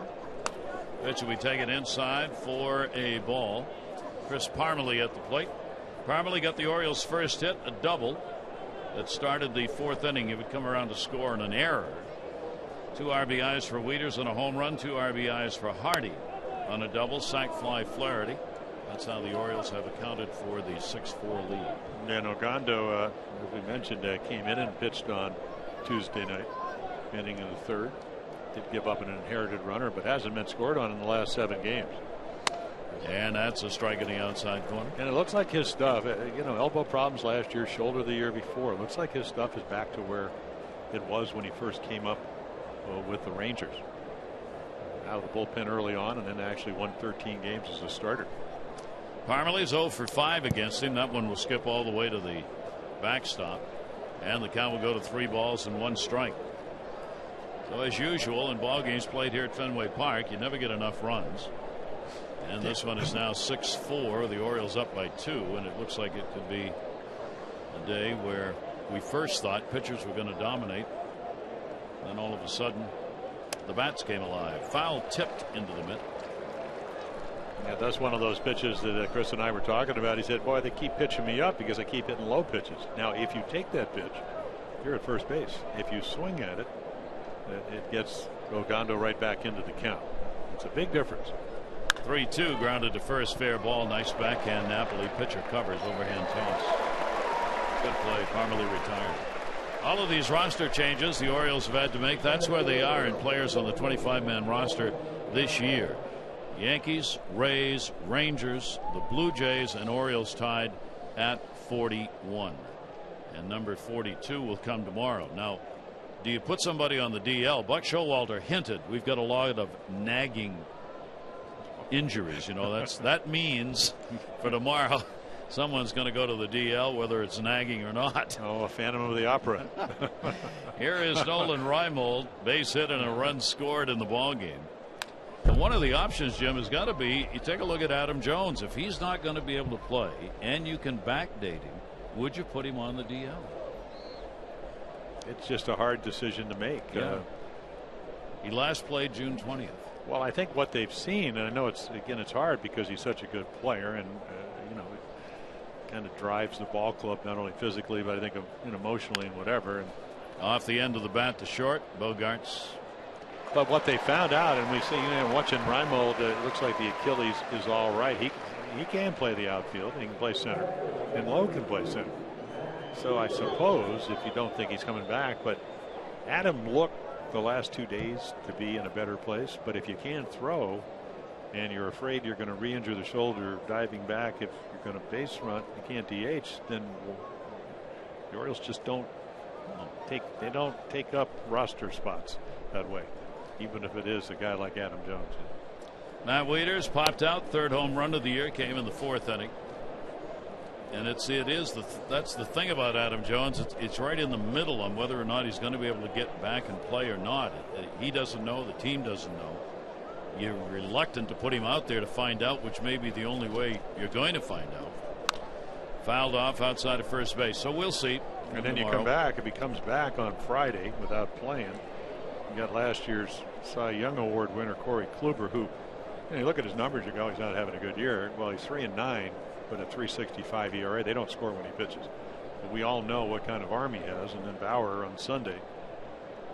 And then Cody Anderson, a young pitcher who will come up and might be making his major league debut as a starter. So, Gondo misses outside. I think you just kind of have to look at.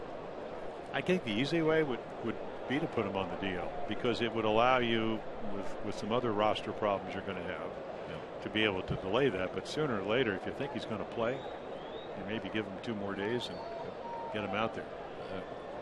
That's what the Orioles are doing. That ball's hit hard. That'll be a base hit by Napoli, played by Bradley, and Matt Wieters. A 2-hit ball game. That's a 2-out single here in the 5th inning, and the Orioles and Red Sox now with 8 hits each. Yeah, just a little slider, speeds up the bat a little bit, and all over it. So home run right-handed after he struck out the first time, and then actually popped up the first time, and then right there turns around, gets another base hit. Now here is Delman Young. Young, a single, a run scored, and is grounded out. He will take the pitch away for a ball. Delman 1 for 5 off Ogando in his career. Young has had a good year against the Red Sox. 6 RBIs, hitting .308. Very short lead. Wieters at first. Here's the 1-0 delivery. That's the inside corner strike to Young. The Orioles also have Jonathan Scope. I mean, he's ready. He's ready to play. It's just a matter of when you're going to bring him up, and then what roster move do you make? Well, that's what I was saying. I mean, you only delay the inevitable. Yep. 1 ball, 1 strike delivery. Hello. And as much as you sign guys and you watch them play for 2.5 months, some days you got to make some hard decisions, and the Orioles are in a position. I mean, all you got to do is look at the board here. You're 1 back in the loss column. You're 4 back in the win column because you play 2 less games than the Rays, who lead the American League. It's pretty much about what happens between now and the end of the season. And Scope's going to make you a better team. Tommy Lane in the bullpen. for the Red Sox. Segundo. Yeah, he's for Chris Davis, even though Chris hits lefties better than righties. 2 ball, 2 strike count, 2 down. Wieters on at first base. Agando's delivery, and that's looped to right field, right at Bradley. He's got it for the out. No runs, 1 hit, no errors, 1 left on base. This is the rubber match of 3 right now. The Orioles up by 2.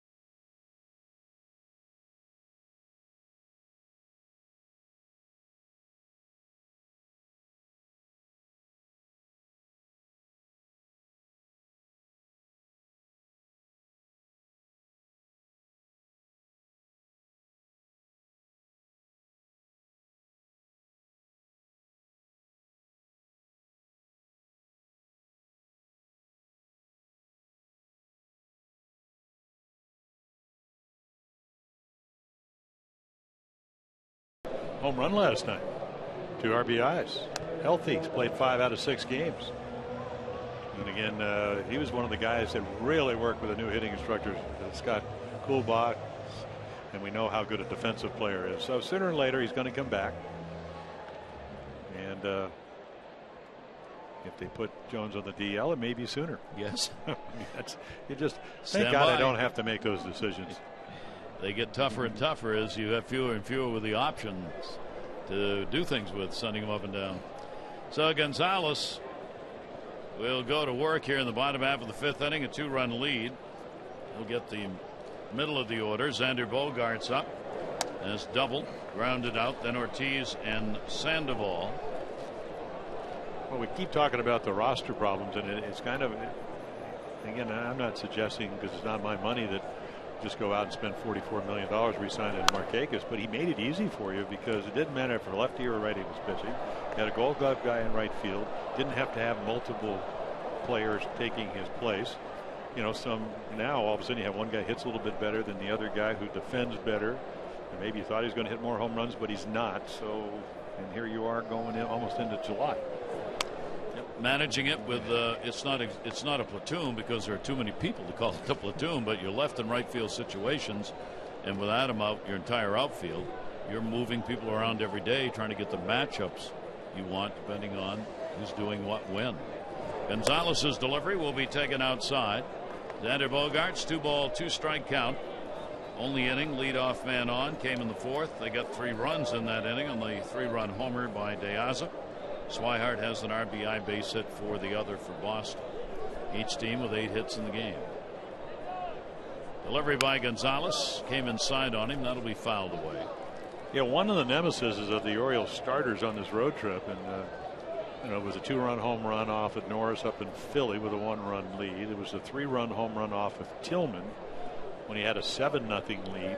Carrera hit his first home run. They tried to come in. Here in this game, 6-1 against a team that's swinging the bat well is certainly in this park no guarantee, but Diaz's 3-run home run gives them hope that they can come back and win this game. And a foul tip held on to by Wieters, arguing that it hit the dirt first is Bogaerts. Yeah, he's kind of hoping that Tim Welke will go along with that. Nice pitch by Miguel. Yeah, the one thing we found, and you can see an excellent slider down and away, we found from Miguel Gonzalez over the years. You know, he had Tommy John surgery, had knee surgery. It wasn't an easy ride to the big leagues. So he realizes that he made a mistake. It wasn't the singles, it was the slider to Diaz that put him back in the game. And but he's got a pretty tough attitude out there. He's got an edge to him, so he knows what he has to do. Whether he can do it or not, will remain to be seen. David Ortiz flied out, struck out, robbed on a hit by Pierce in the first inning, and what's a bigger and bigger play as the game goes along. Diaz up with a big blow, but in that first inning, had it not been for Pierce, Ortiz would have had an extended at bat with Bogarts on at second base. Instead, Steve went over against the wall, caught it, and ended the inning. Full shift on against Ortiz, and he'll put it up in the air towards center. Reimold, and he's got it for the second out of the inning. 2 down. On Sunday, the first 20,000 fans 15 and over at the Orioles Indians game. That's at 1:35. I'm going to get the Orioles cap presented by DAP. Don't miss the annual fan favorite. Enjoy a summer afternoon at the yard. For tickets, Orioles.com or 888-848-BIRD. We're talking about the Orioles starters on this road trip. There's Ortiz cranking one up in the air. On this road trip, the Orioles starters have gone 2 and 3. Their ERA is 5.81. That's coming into the ball game. Bullpen, of course, has been the savior here on this trip. They've had 2 wins, 3 saves, and the ERA of 1.8. Yeah, so you could always kind of set your goals, and one of them was to get 15 outs is what, 5 innings. 18 would be 6. Try to get 18 to 19, 20 outs. They certainly have the capabilities of doing it. I think also it depends sometimes on which cities you go to. If you go to Toronto, it's tough to do that. That's how good they are.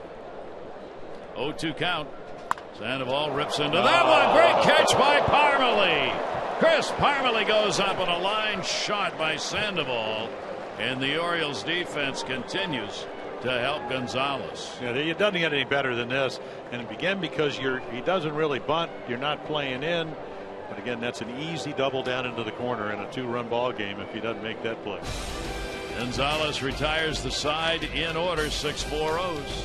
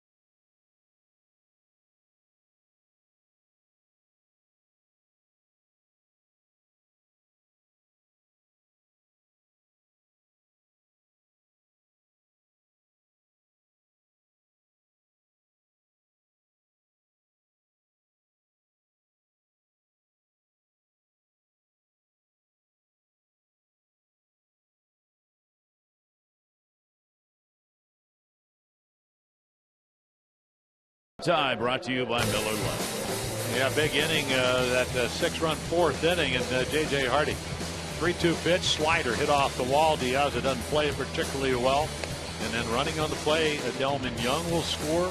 And then Chris Davis with a nice slide in as Swihart tries to make the tag. So big clutch hit, a 6-run inning. And then, of course, Diaz hits the home run. Make it 6-4. And here comes Tommy Lane. Well, on that last road trip, seemed like he was pitching every day. Fastball 90 to 93. Does not really, throws it only over about 56% of the time, and loves his slider, and it's a good one. Again, dominates left-handers. Better numbers against right-handers.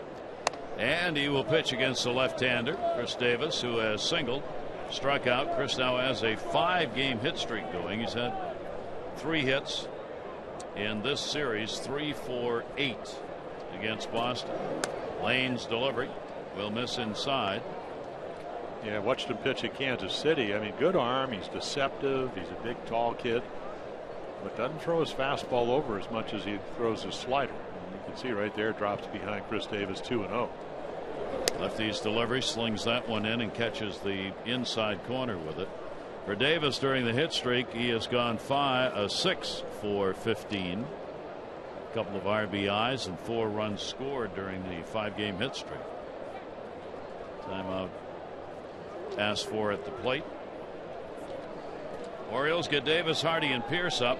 Baganda worked an inning in the third, gave up 1 hit. 2-1 delivery to Chris. It will miss down low, did not go around on it, and a 3-ball 1-strike count. Now the infield will change on the count at 3-1. They'll move Sandoval over to the second base side, bring the shortstop back over to the shortstop side, and a strike on the inside corner. It's all very complicated in this day and age. 3-2. Yeah, if you don't look in the dugout, you'd be lost. I mean, got hand signals and like the NFL. 3-2 delivery and a swing and a miss as he got that one in and at the knee. Yeah, good sinking fastball. Minor league free agent 2013 after pitching with the Padres. Again, arms and legs, and you see the glove. He really uses his front side very deceptively. Throws his glove right at you and then makes a terrific pitch on a 3-2 pitch. Lane gets the first out. Here's J.J. Hardy, the 2 RBI double, 4th inning. The Orioles had a big 4th, 6 runs, 7 hits. 1 run on an error, a couple of RBIs, homered by Wieters. 2 RBI double Hardy, sac fly by Flaherty. All coming after Rodriguez, the Red Sox starter, had retired 10 in a row. And the Orioles got their first hit, a Parmalee double, and went on from there. They had 7 in a row pick up base hits. And by the time it was done, the Orioles were on top by a score of 6-1 at the time. There's Aro, who was just called up today, Jonathan Aro. John Farrell said he would be a long man working out of the bullpen for the time being. Hardy, 2-0 delivery on the way to him. Hardy off the end of the bat. Pitcher's got a cover. Napoli, bad flip, but good recovery by Lane. Yeah, well, Lane, as we mentioned, lanky guy, looks longer because he kind of throws the glove. Only 6'2". Nice play. For every Orioles walk, Care First Blue Cross Blue Shield contributes $50 to the March of Dimes. 178 walks and a total of $8,900. Care First Blue Cross Blue Shield encourages each of us to take that first step towards a healthier and more active lifestyle. So 2 down. Pierce coming up, a base hit, and he is lined out. Tommy Lane trying to have a clean inning.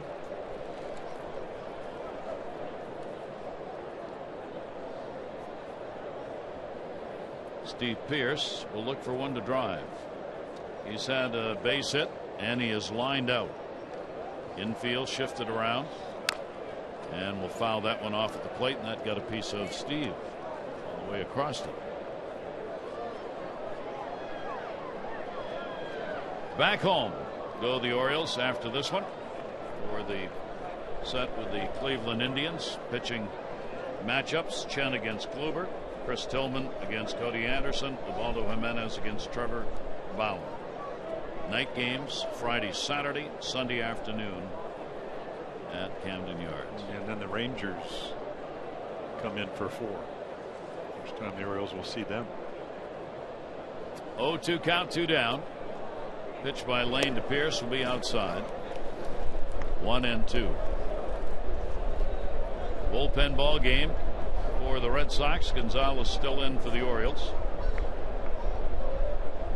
There have been no walks issued in this ball game.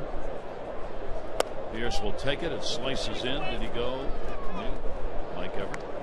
Nice call there, and it's one of those real close ones. And this is what Mike is looking at. And he stopped it. I got a lot of hand strength by Pierce, and we saw that when he hurt his wrist a couple of years ago. It really affected his swing there well. 2-2 delivery down to third. That'll be foul. It's little a play. nice Yeah, start. I've noticed the last couple of nights they have to be young ladies that must play softball because they're not afraid to get in front of them. That if Pedroia's been working with him, maybe Brian Butterfield, the infield. Because He has to go through infield no, instruction. I'd be olaying them and do all that, and let them bounce around, then hand them to the fans. They actually try and catch them. Yeah, they do, and they do a nice job of it. 2 ball, 2 strike count. Lane, that high set. Pierce gets one down the line. He'll get a base hit.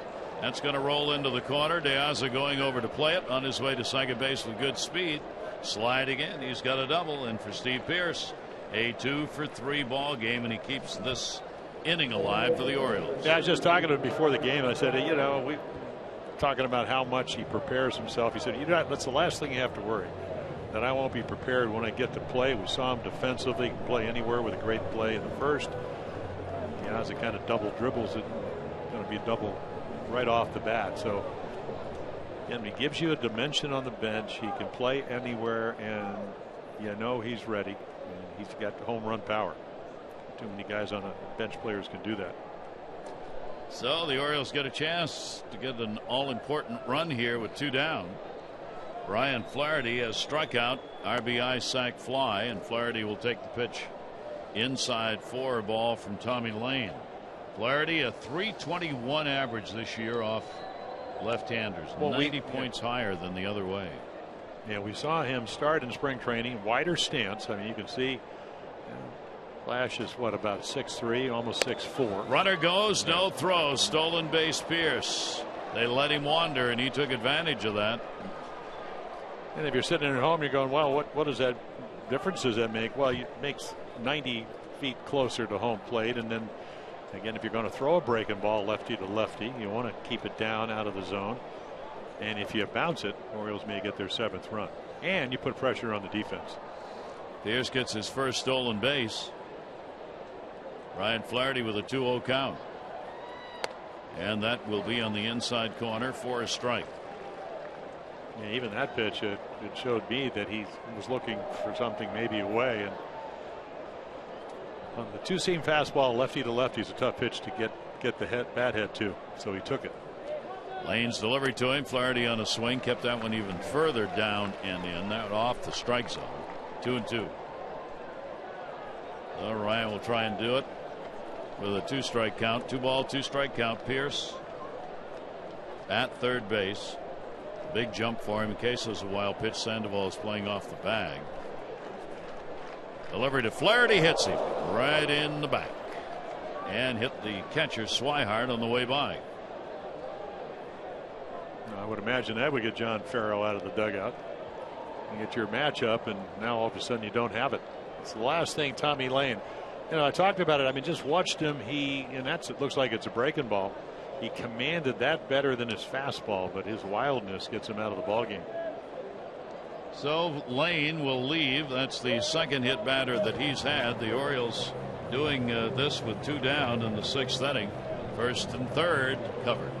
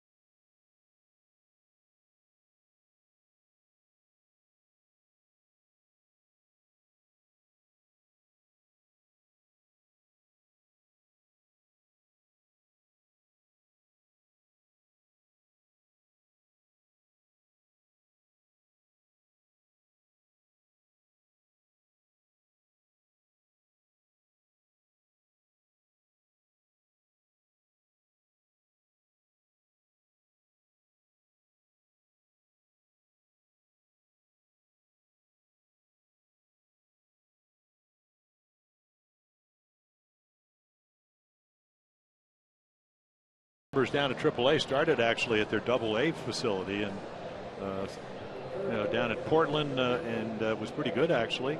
19 strikeouts in 17 innings, and then he was promoted, and he's working on 8 scoreless innings. So out of the Dominican Republic, minor league free agents, and looked like warming up. He's got a nice little arm. Major league debut. First and third, 2 down, and the pitch will be taken outside. Manny Machado. Manny 0 for 3 in the ball game. He's 3 for 12 in the series. Orioles on top 6-4, and a chance for a 2-out RBI.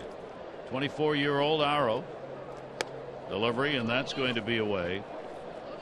And they know something about him because of advanced scouting, and the fact that Ron Johnson down at AAA Norfolk, somebody has seen him. Or at least you kind of get a velocity number, 92, 93. That ball's going to be a base hit into left field. A short hop by De Aza. Run is scored. Stopping at first base with the RBI, Machado, and going over to third is Flaherty. Steve Pearce scores, and the Orioles do it all this inning with 2 down and extend their lead to 7-4. Well, when you get to the big leagues, we talked about the major league debut, the game changes. So when you get a hot hitter and you get behind him and he looks fastball, this is your result. It's 92. I mean, it's a screamer in the left field, and then De Aza trying to catch it. I mean, lucky it didn't get by him and turn into a double, and maybe even Flaherty, who was hit by the pitch, might have made the 8th run. So 40 RBIs for Manny Machado, second on the team only to Chris Davis. First and third still with 2 down. Here's Parmalee, who'll take the pitch up high, and he might have faced him because sure they did. Yeah. He pitched at, as Jim said, at AA, AAA, 18 appearances, 3-2 record with a 2.22 ERA combined. That ball is going to be fouled back and out of play. Yeah, Swihart says, and he probably caught him early on because he was in the minor leagues, so all the injuries. I think he might have get away from that fastball, threw him a pretty good changeup. So the Orioles now 7 runs on 10 hits. The Red Sox 4 runs on 8 hits. And a big 2-out rally here started by Pearce with a double. Flaherty hit batter. Pearce stole third. And then the RBI by Manny Machado, extending his hit streak to 7 ball games. Yeah, I thought we might see Justin Masterson, who was added to the bullpen a couple of them. He's now in the starting rotation. Yeah, maybe he's going to take Kelly's place. Yeah, he is. Yep. So. 2 ball, 1 strike count. Long look over, and a timeout asked for at the plate. Kelly was sent down today, part of the shifts made by Boston, and John Farrell said this morning Masterson is now in the rotation to take Kelly's spot. 2 ball, 1 strike delivery, and that's going to be up high. Parmalee got the Orioles' first hit. Rado Rodriguez had retired 10 in a row. Parmalee came up 4th inning double. The Orioles went on to get 6 runs on 7 hits, all charged against Rodriguez, the Red Sox starter. Delivery. Aro's pitch will be popped up high in the air to short. Bogarts called off. De Aza drifting and puts it away. So Parmalee retired, but the Orioles get it a run on 2 hits. They'll leave 2 on base and have a 7-4 lead.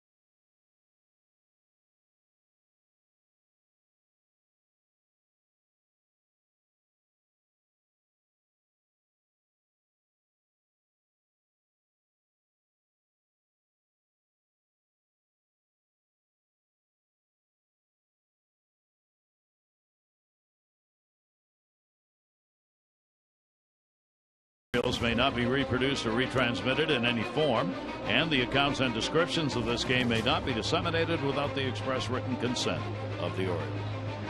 Gary Thorne and Jim Palmer here at Fenway. Oriole fans on hand, looking to see if the Orioles can take 2 out of 3 in the concluding game of this road trip.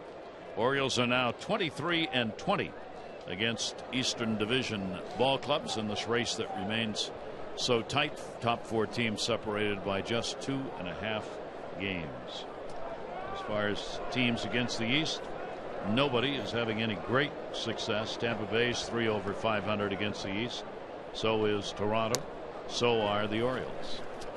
And the pitch to Mike Napoli will be taken for a strike. Napoli, a double and a single. He had 0 for 14 coming in. Got that double in the second. Ended that. Singled in the fourth. Has scored both times he's been on. And fouls that one away. Napoli, De Aza, Swihart due up. Bottom half of the 6th inning. Red Sox T.J. McFarland, who came up yesterday, warming up in the bullpen. Gonzalez has gone the distance so far, retired the side in order in the 5th inning. 0-2 pitch. Oh. Hit him.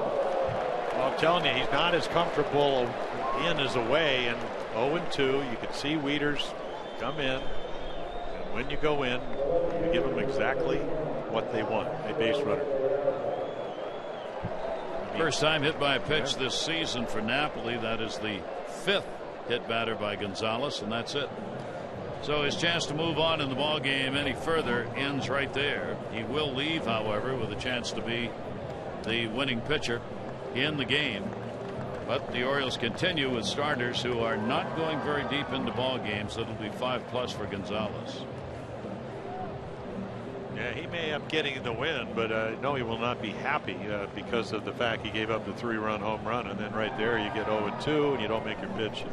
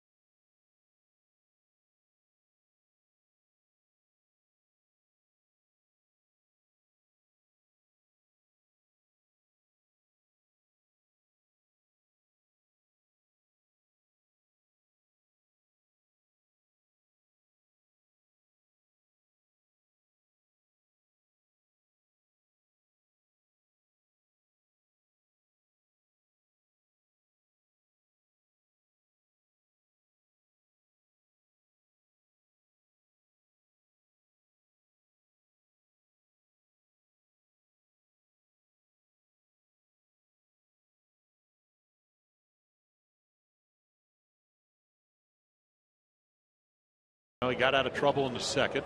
3-run home run to Diaz in the 4th.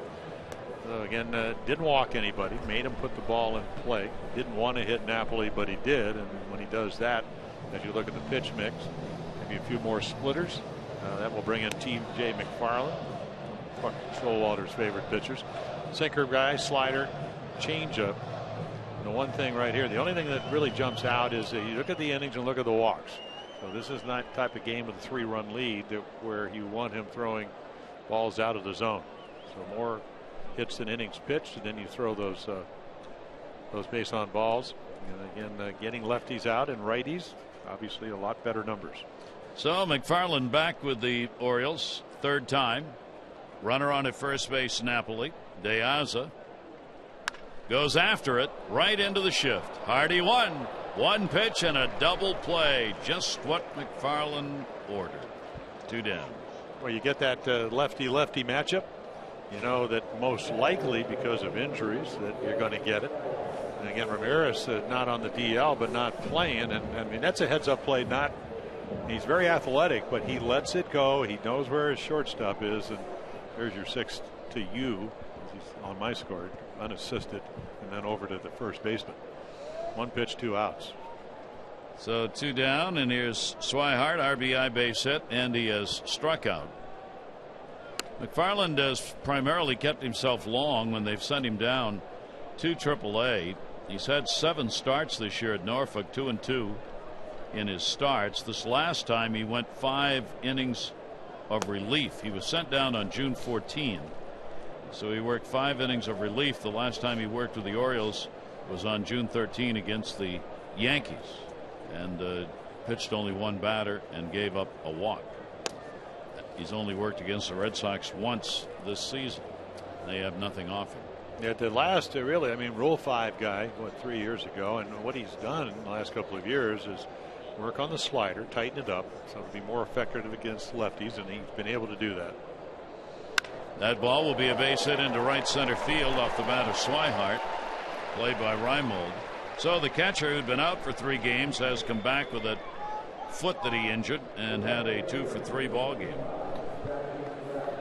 And he pretty much was able to do exactly what Pierce was able to do, and also Manny, is that you get a guy 2-0, you look for your pitch when you get it and you're swinging well. And Swihart, talking today about more at bats at this level, getting more comfortable. You can see it. Jackie Bradley Jr. That one bounces off the plate. Hit number 9 for the Red Sox. 7 runs, 10 hits for the Orioles, 4 runs, 9 hits, an error for Boston. Infield shift put on right now. Hardy moves over to the other side of second base, again depending on the count. Yeah, but they do take the bunt away because Manny stays where he is at third. Jackie Bradley Jr. ground ball right into the shift. Hardy's right there. He makes the play, and that'll record the out. No runs, 1 hit, no errors, and 1 left on base. 6 complete at Fenway. The Orioles going after their second win in the 3-game set.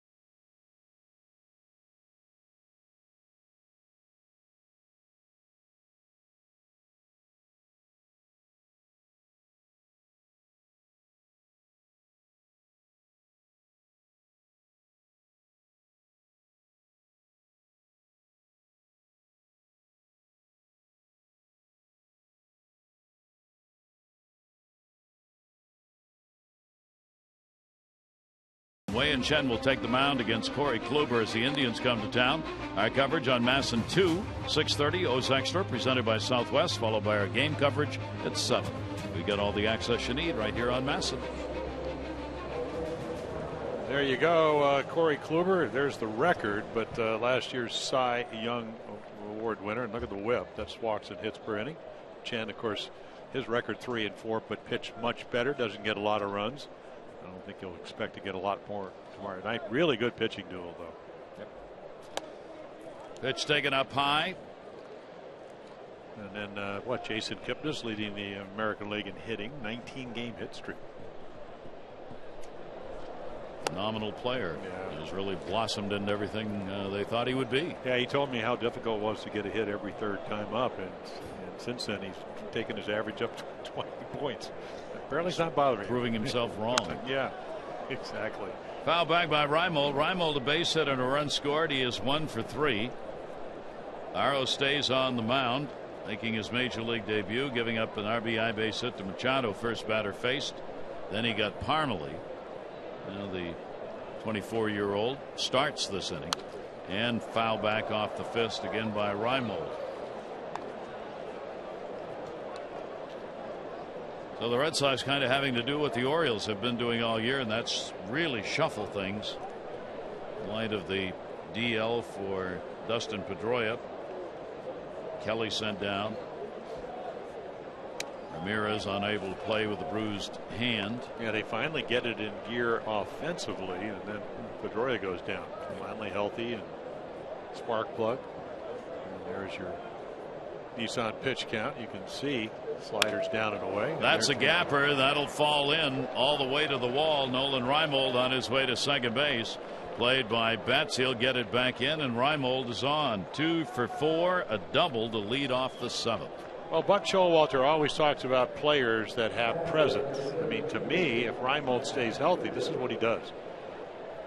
So he missed a couple of 2-0, 2-1 fastballs, but at 3-2 gets it. Hits a double. Of course, one of the problems, can you just keep him on the field? And when he's on the field, as we've seen, he can play the outfield, he can play center. And nobody runs down the line any harder than he does. So the Orioles a chance to add more here. Matt Wieters, he holds up on the count. Matt's already had a 2-hit ball game. 4th inning, 2 RBI homer, his 3rd of the year. Next time up, got a base hit, and now a chance for another RBI. Matt 2 for 10 with runners in scoring position. That'll be fouled back. 1 ball, 1 strike count. So Aro being greeted rather rudely here in his major league debut. He had the 18 scoreless inning streak going over 8 appearances with the AAA team at Pawtucket. Pitch on the way. Wieters will take it. It's there for a strike. Yeah, and it's not that it doesn't have a good arm. I mean, we don't know how much movement he has on the fastball. Good velocity. Maybe it's a little bit straighter, but when you get into the 3-2, 2-0 counts and you throw them down the middle, they get hit hard at this level. Foul back. John Farrell was asked this morning, what do you like most about what you saw from Aro? And in order to call him up, he said he's not afraid to challenge hitters. He brings the ball into the strike zone, throws strikes, gets some movement on it. But Farrell said, I want guys who are willing to challenge, and he is.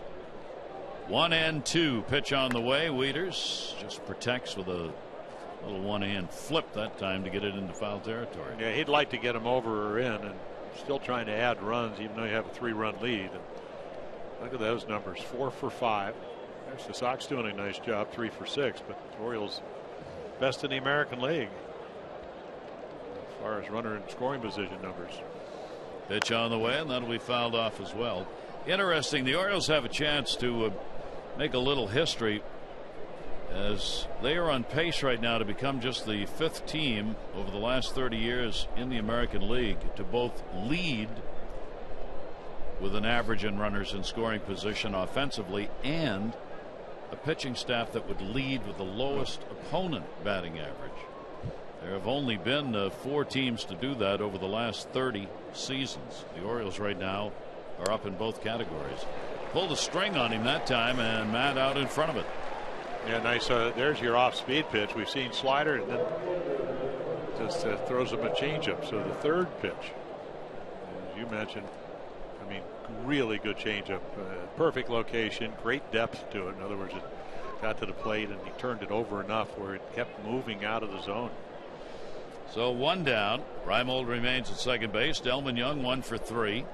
He has a single. That one put up in the air, not deep. De Aza coming in. He's got it. Reimold still there. Take a look at our Major League Notebook on our difference makers page. Players who are getting it done. Giancarlo Stanton, my goodness, on pace for 60 home runs now. He's got 13 home runs in his home ballpark. Leads the team by 10. Brett Laurie of Oakland, we're talking about a grand slam 8-2 win Texas last night. He's 9 for 18 now with the bases loaded. And Marco Estrada, no hit through 7 in consecutive starts. Well, it was against the Orioles that he started that. He's the 4th pitcher in expansion history to do it. Dave Steve, Nolan Ryan did it twice. Clay Kirby the other. How about Clay Kirby? Remember Clay? Well, I do. You know, I remember. Well, remember when I think he came up with Cincinnati, and he was a tough guy. And we learned that he was pitching for the White Sox. That ball's going to be hit into the shift, and it's going to be a base hit down the line and into the corner. On his way to second base, Chris Davis, a double, and RBI, as scoring is Reimold easily. And for Davis, 2 for 4 ball game, and he adds to his RBI totals, leading the Orioles now with 41. Yeah, 8th run right here. I mean, it's a nice swing. Able to get the bat head to it and keep it fair. Every time you walk into this press box here at Fenway Park, and in the lunchroom, the press room, you see Ted Williams. He didn't care about that shift. He was going to hit it through it. Put as many guys as you want over there. I'm still what swinging. Chris did. That's right. Chris, 42 RBIs now for Chris, team leader. And J.J. Hardy up. So the Orioles add to their lead 8-4. Another 2-out RBI. Hardy's had a double and 2 RBIs. That is a strike from Aro. Well, I'll quickly get back to the Clay Kirby story. Reggie played for the Orioles in 1976, and he hits a home run off Ken Brett and runs between second and third backwards, yelling at everybody. And then Clay Kirby is pitching the next time he comes up to home plate, and he throws one between the helmet and Reggie's head. Reggie goes down. He's sitting at home plate, and he takes his glasses over, and I said, "Oh, here we go." He didn't take a whole lot of guff, Clay Kirby. And that's when they wear those uniforms. They wore the shorts. Oh gosh, don't bring that up. Yeah, no. I mean they had, not only were they dressed ugly, but they had some really big guys. Fisk played for that team. Big guys in shorts, sure to be a hit in your neighborhood. Right. I'm going. Oh, and were those uniforms the ugliest things? Well, they were. They were like softball teams, short, in shorts. I never understood any part of it. How were you supposed to be able to play in those if you were going to ever slide? Well, they didn't. They just fought. Oh, that's a whole other thing. They were, well, you know what? If you look back at that team, and Fisk in the Hall of Fame was a terrific player. It was like a slow pitch softball team. Swung on and missed. He gets it. The Orioles add another run. They do it on a couple of hits. Will leave a base runner on at 7th inning stretch time, and the Orioles lead by 4.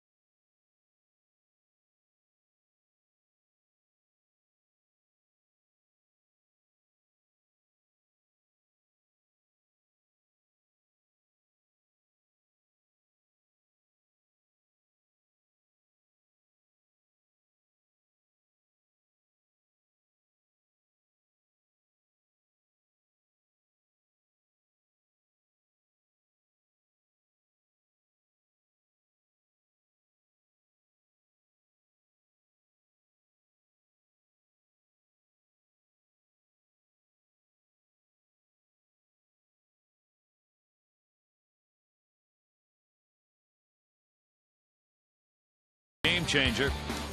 Yeah, early in the game, and as we mentioned, Miguel Gonzalez never has lost here, and one of the reasons, runner in scoring position, 3-0 pitch, Ortiz swings, and up over, 7,700 times. Apparently never saw that before. But what a play by Pierce, kind of set the tone, and then one of those games where with Rodriguez pitching, you figured runs were going to be in the minimal, and here we are in the 7th with 12 runs on the board. That's the way it looked. Reimold's gone to right field. David Lowe's come on to play in center. So Young is out. Lowe will hit in his spot, 5th in the lineup. TJ McFarland remains on the mound for the Orioles in relief of Gonzalez. Gonzalez final line, 4 runs, 8 hits, 5+ innings, no walks, and 4 strikeouts. McFarland giving up 1 single in the 6th inning, but got out of it. That'll be a base hit to lead off the 7th. Well, we showed you the number, T.J. McFarland against righties, and so Betts now has a 12-game hit streak. And they get really to the heart of their lineup, and they have some young, energetic guys. Holt hitting on deck, and then right behind the Bogarts, and they've all been red hot. Then you have Ortiz, who homered, and then Sandoval, who's been red hot. So you have a 4-run lead, but you still need to make your pitches and get your outs. That's what playing at Fenway is all about. That'll bring Holt to the plate. Holt has an 0 for 3 in the game. Still does not have a hit in this series. He is 0 for 10. Manny Machado off the cut of the grass at third, and the pitch will be taken inside. Runner at first. That'll be hit number 10 for the Red Sox in the ball game. Now Holt will try and get an inning going. He's been real good against left-handers, 300 against the lefties. About the same average against right-handers for Brock Holt. McFarland's pitch to him, that is in there for a strike. So the battle goes on. Battle of the bats. With Rodriguez, the Red Sox starter, 6 runs, 7 hits on just 3 2/3 innings, his shortest outing. 1 ball, 1 strike, big lead at first for Mookie Betts. Certainly no reason to go anywhere here. Pitch will catch the outside corner. 1-2 on Holt. And not 4 runs down, but certainly capable of stealing the base when he needs to. And also, you leave him on first, you open up a hole. You can see Parmalee playing him and holding him. If you didn't do that, he'd easily get into second. Swings through that one, and McFarland comes up with a strikeout on Holt, who's 0 for 4. You have a pretty rested bullpen for the Orioles. So for TJ, these are the guy that it's imperative to get out, the lefties. As we mentioned, he's dominated them this year, better than last year. And how do you do it? You make a good pitch. Holt's trying to cover the outside corner, and that 2-seamer down and in, hard to get to.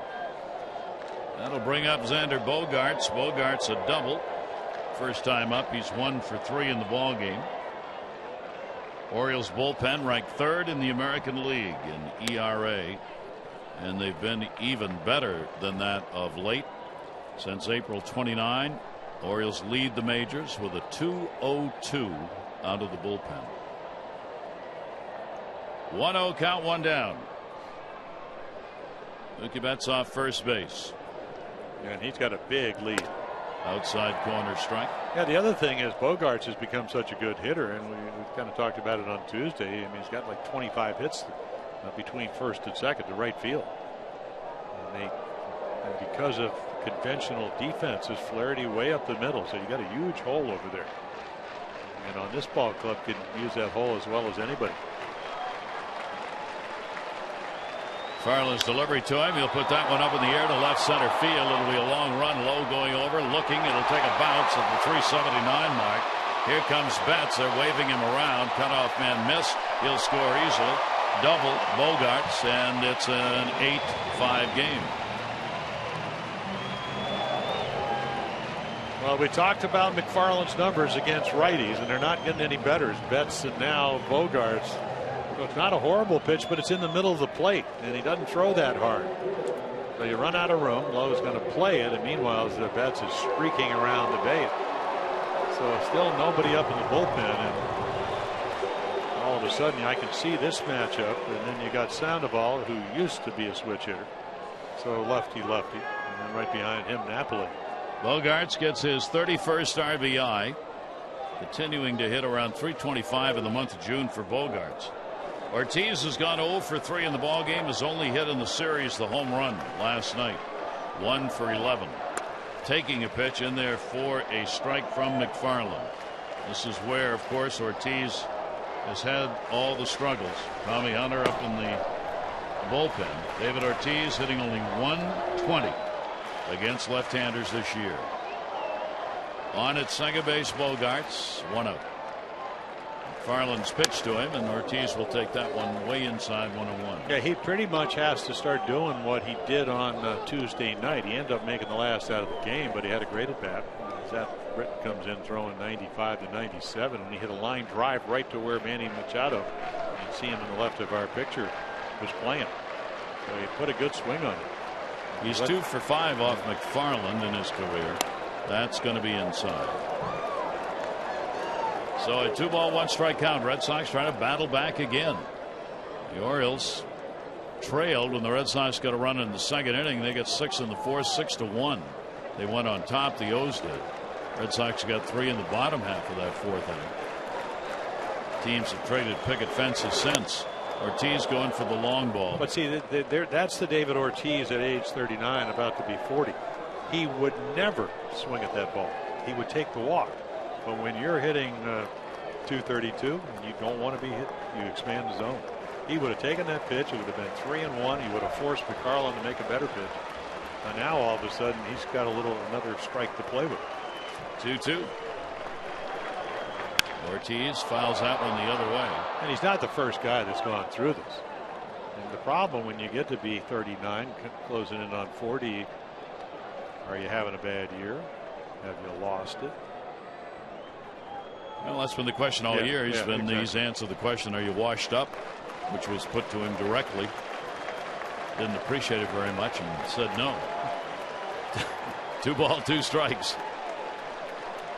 McFarland with a look back. Ortiz takes it way inside.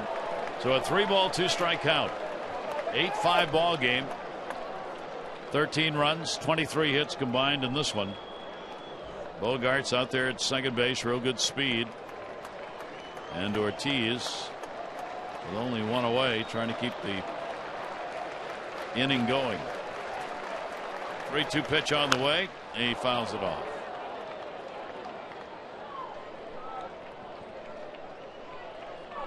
Ortiz much better here at home, where he's hitting 264 than his 200 average on the road. Home runs, though, 6 on the road, 5 here. Yeah, he's hit more home runs, and he's got 477 of them on the road, but more doubles here. Higher average here over the course of his years with the Red Sox. 3-2 delivery on the way to him, and a ground ball to first base. Parmelee's got it. Runner will move up, but the important thing for the Orioles is they get the second out of the inning. So Ortiz retired on the 3-2. Now don't forget your chance still to get that Birdland Summer 6-pack and enjoy some great baseball coming up. Any 6 remaining games throughout the year, savings up to 20% off the cost of single game tickets. You select the games based on promotions, matchups, bobblehead dates, fireworks night, your choice. Go to Orioles.com/6pack. Bogarts is at third. There are 2 away. Sandoval 1 for 3. Was robbed of a hit last time up. Parmelee made a great snag on a line drive hit down to first base. Well, he lined out his first time, singled the second time, and then lined out his third time. And that's how hot he's been. He has had 4 hits now in 10 at bats in this series. That one skips. A run's going to score. Wild pitch all the way to the backstop, and that's an easy way to get one. And it is 8-6. Well, a lot of walks by T.J. McFarland, and then didn't walk Sandoval, but he bounces the ball. You're down by 4. This pitch not even close to being able. Well, Wieters can block it. Hit out in front of home plate. So certainly not trying to do it, but so got the double play ball, and then Swihart double, or actually single, got Bradley out, and then 2 of the 4 hitters here with base hits. Base is empty. Sandoval will take it inside. Now the potential tying run is on deck. There are 2 away. That's the second wild pitch of the year by McFarland. So each team has had kind of the oddball run. Parmelee reached on an error in the 4th inning. Ground ball, first base. Parmelee's there, goes to the bag and records the out. But here in the 7th, a run on a couple of hits, no errors, nobody left on base, and it is an 8-6 Orioles lead.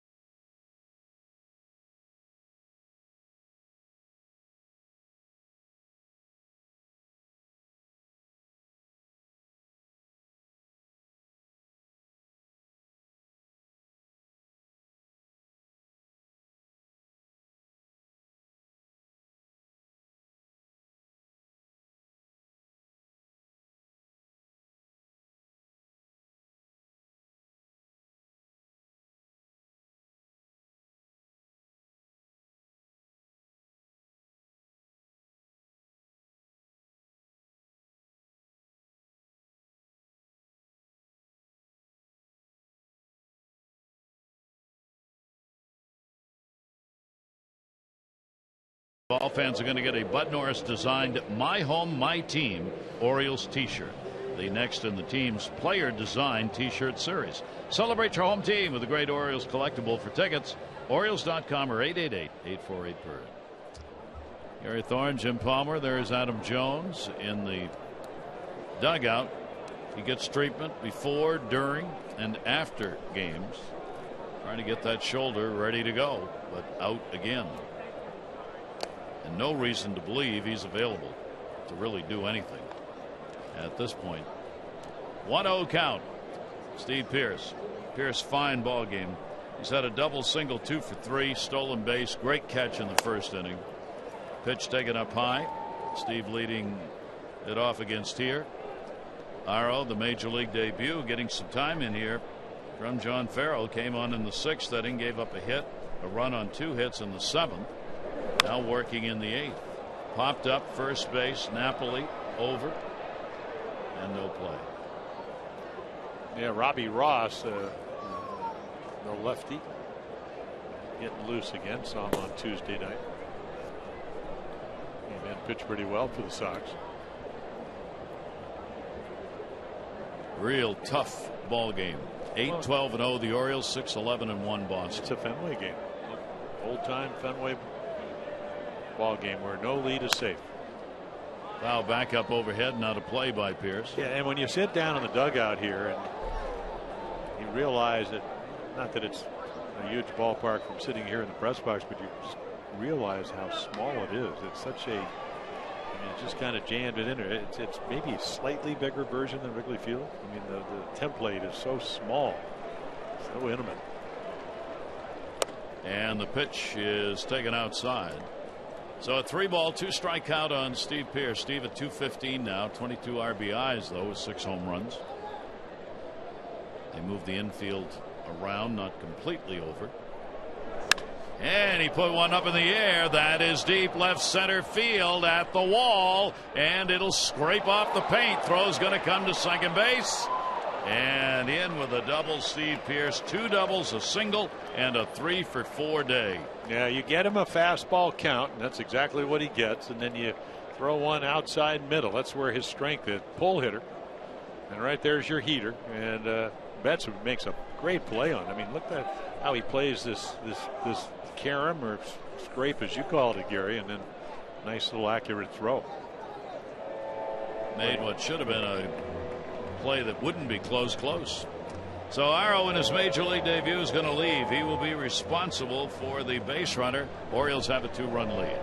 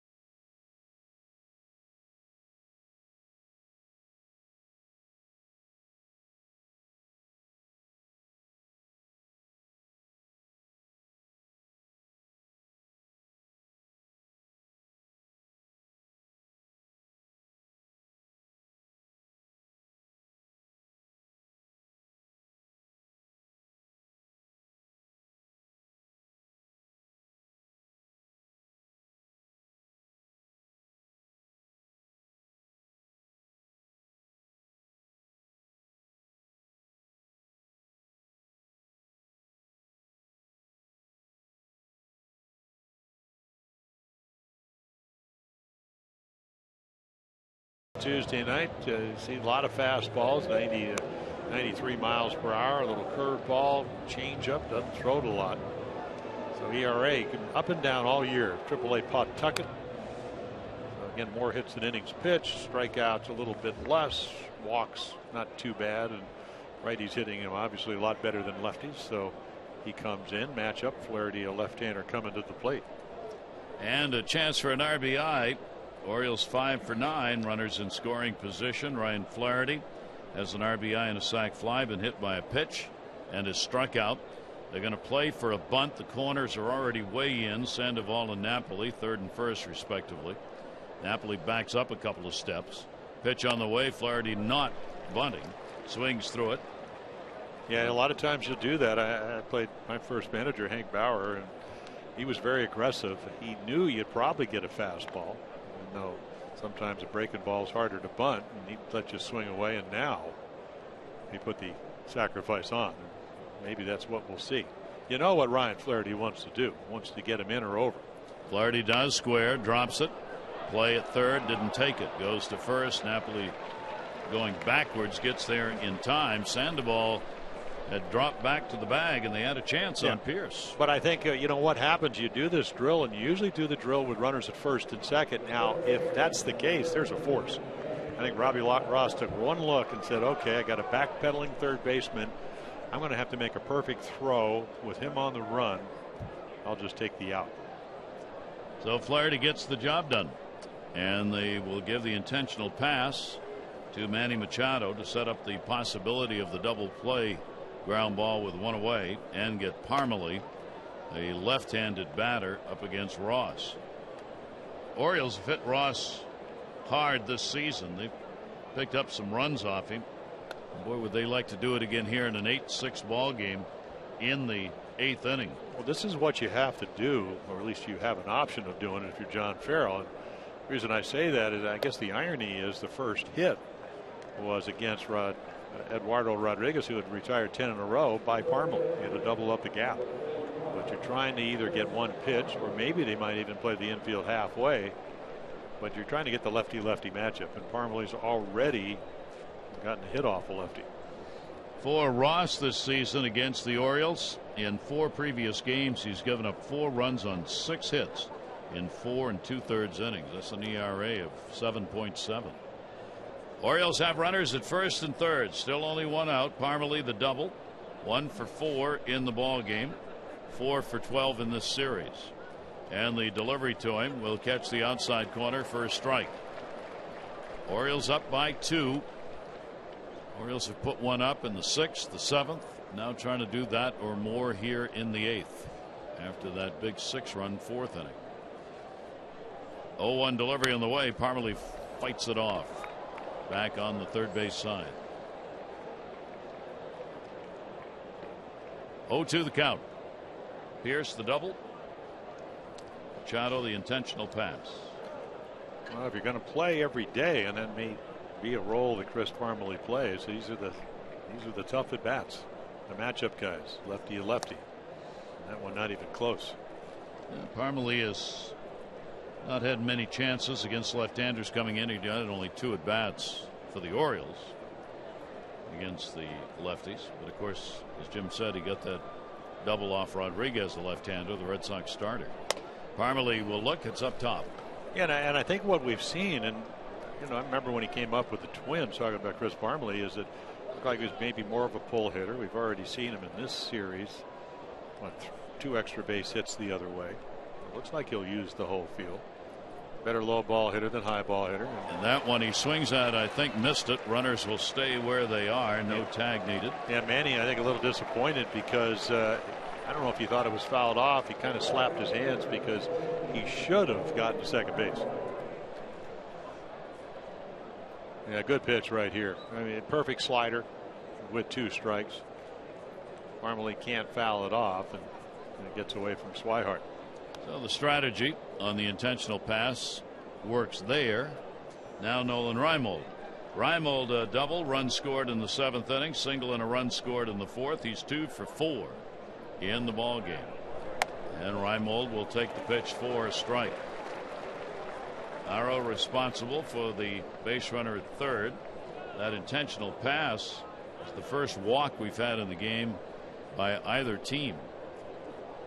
0-1 count. That ball in the air, right center, not deep. Look out. Catch will be made by Bradley to retire the side. No runs, 1 hit, no errors, 2 are left on base. The ball game yet to be decided. Orioles up by 2.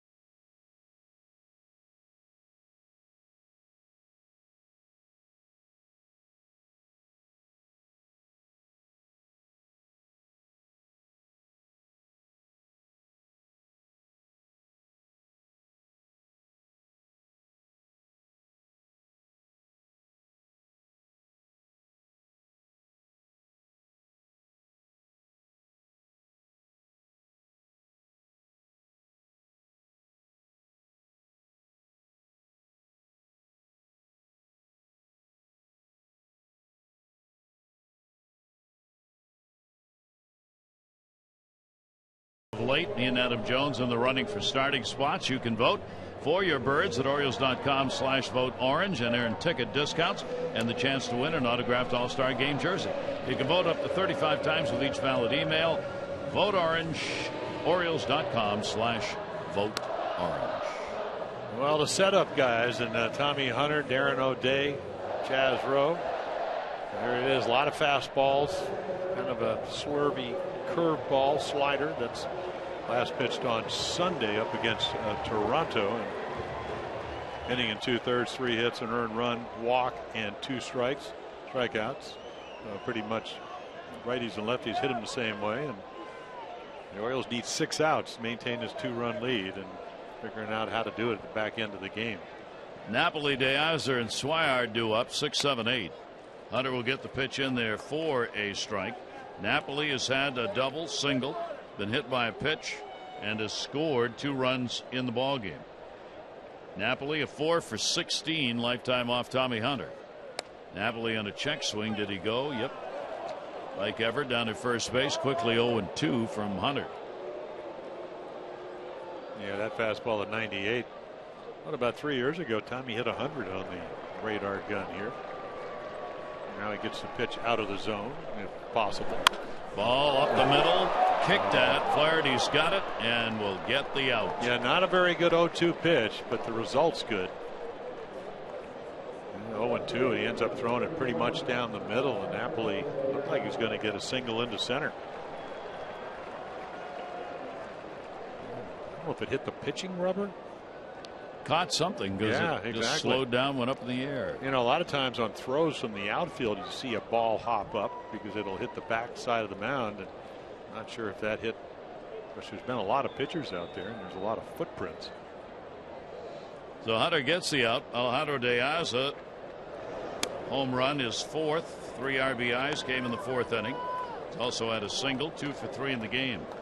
For Tommy, 5th game against Boston this year in 5 2/3 innings, no runs on 2 hits, no walks, and 3 strikeouts against the Red Sox.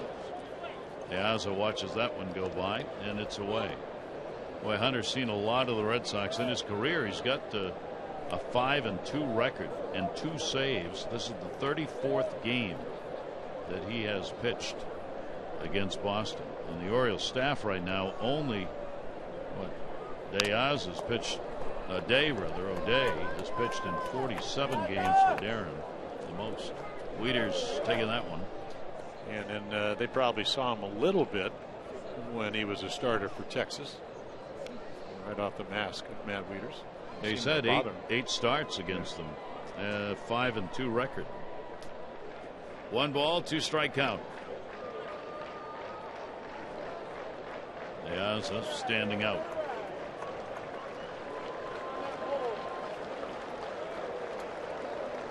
1-2 delivery on the way, and Diaz goes down on a pitch he had no chance at. Wieters puts the tag on in case. Yeah, Tommy Hunter, that is exactly what Miguel Gonzalez tried to do to Diaz, but he didn't get it down and in, and ended up hitting a 3-run home run. This is a perfect pitch. It appears to be a strike, gets on top of it, so the tilt's good. You can see Matt Wieters tag him because the ball may have bounced, or maybe if it bounced and was fouled off, he'd still be at the plate. But just made sure that he tagged him. Swihart's had a couple of singles in his return after missing 3 games. He is 2 for 3 in the ball game. Hunter looking for a quick inning here. Red Sox retired in order in the 3rd and 5th by the Orioles starter Miguel Gonzalez. Oh, that's a quality breaking ball, and it's a hard one. I apologize, Tommy. I said sometimes it's kind of slurvy. Not today. 89 is not a slurve. Slurve is somewhere in between that curveball and slider. 1-1. That's going to miss inside.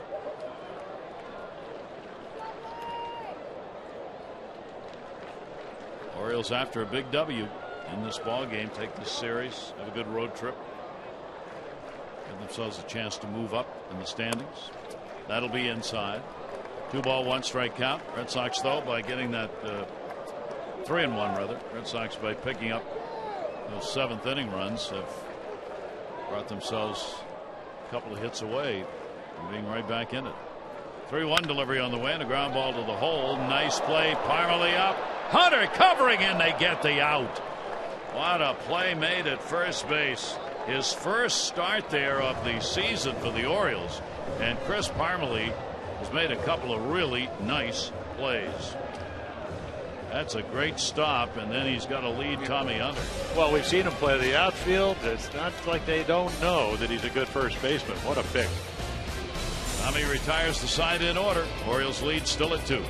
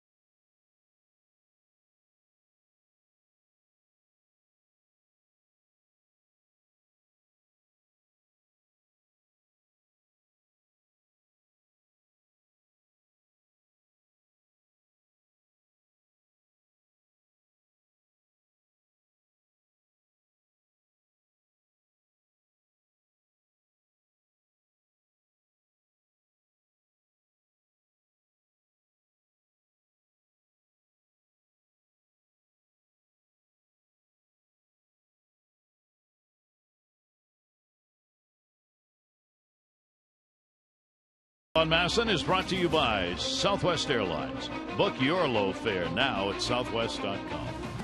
Gary Thorne and Jim Palmer here in Boston as the Orioles wrap it up, and looking for 3 more outs to win it, and maybe a couple more runs to make it that sturdier a lead. Left-hander stays on. Ross will work here to Matt Wieters. Wieters a home run, 3rd of the year, 2 RBIs and a base hit, 2 for 4. And the off-speed delivery will miss outside. Arrow in his debut, Jonathan Arrow, an inning and a third, gave up a run, 4 hits, had a strikeout. Tommy Lane, 2/3 of an inning, a run on a hit and a strikeout. Agondo, an inning and a third with a hit. And the starter, Rodriguez, 6 runs, 7 hits, just 3 in 2/3 innings. Wieters knocked down. Sandoval will make the play. Wasn't sure if he caught it or not and wasn't going to take the chance. Well, third base umpire finally puts his hand up. I'm not sure Todd Titchener, but he thought he caught it in the air. It appeared that was the case, but just in case, I'll just make the throw. And either way, Matt Wieters, who hit it well, is out. Play by Sandoval. Ultimately, they said he did catch it in the air. In at third, Sandoval. David Lowe's going to get his first at bat, hitting for Young, who had a 1-for-4. Delman Young. Lowe came on as a defensive replacement. Of course, had himself a big hit on the 3-run homer. David Lowe put up on the board in the first game of the series, won by the Orioles 6-4. That one's miffed. The first baseman is. Napoli's miffed. He had a chance on that one but couldn't and bobbled it. It's fair ball and Lowe is on at first base. Well, speed is always a factor in this game, and boy, when you can run, if you're Mike Napoli, and he doesn't really come out of the box, but Napoli figures, okay, I got some speed at home plate. Didn't see him maybe take a stutter step. Plays the short hop. They're not always easy to play. Played it into an error. Yep. Yeah. That'll be the second error on the Red Sox in the ball game. Throw over. Sellout crowd 37,706. 3-7. 706. Had a sellout last night, 37,762. And a little under that for the first game, 36,508. So Davis trying for his third hit of the ball game. RBI double his last time up. He's had a single, scored a run, struck out a couple of times. A Chris Davis kind of day. 2 Ks, an RBI, 2 hits. Yeah, a little soft single. Double on a breaking ball into the shift.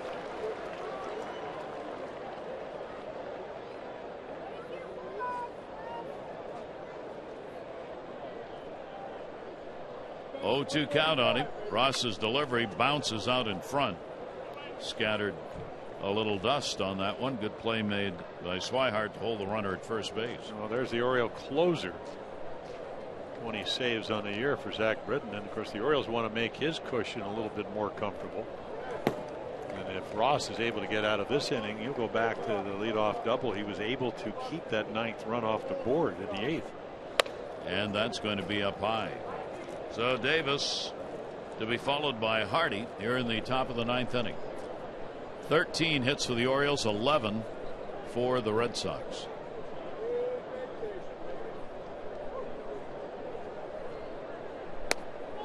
And the off-speed pitch had fooled him, but the pitch misses. 3-2.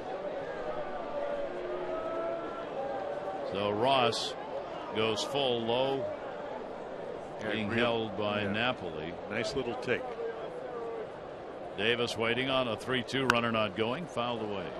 Yeah, that's your home run slider there, the one that starts at Chris and down in the zone. He could drive that ball as well as anyone. Tie games this afternoon. White Sox Detroit 5-5 in the 9th. Oakland Texas 3-3 in the 7th. A lot of day games around baseball. Pitch on the way again. Davis takes it and he's on. So Ross surrenders the walk. That's the first unintentional walk. We've had only 2 total in the ball game, and the Orioles will get a chance to add to their lead. 2 on, 1 down. The error is helping to set up this opportunity with Lowe at second base. And again, J.J. Hardy. Seems as though every time J.J. comes up, it's with a runner in scoring position. Orioles 5 for 11 in this ball game. That's as many hits in this game as they had in the first 2 in these situations. They were 5 for 14 with runners in scoring position in the first 2 games. Hardy's doubled. It is part of that 6-run 7-hit 4th. Good for 2 RBIs, 1 for 4. Well, he's coming up on 130 at bats without a home run, so you know he's due. Again, I think for him, after the dive in spring training, hurt the left shoulder, just slowly getting back where I think he feels comfortable. Still working on tinkering on stuff. Sometimes the stance is closed. It's a good pitch right there. He's had a home run off Ross, 1 for 2. 1 ball, 2 strike count. Low lead runner at second base. Davis on at first. Here's the 1-2 delivery, and Hardy will go down the line the other way and foul. Yeah, I think the capability of hitting home runs is fabulous, but what I've seen even last year, and last year he hurt his back early and was going to be a potential free agent. Did sign a 3-year extension. I just thought he was a tougher out because he hit the ball the other way, especially with 2 strikes. 1-2 delivered to him by Ross is inside. I think we saw that on that ball he hit down the right field line. You think you make a good pitch and he will hit it between first and second. Probably didn't do that 3 years ago as well as he does now.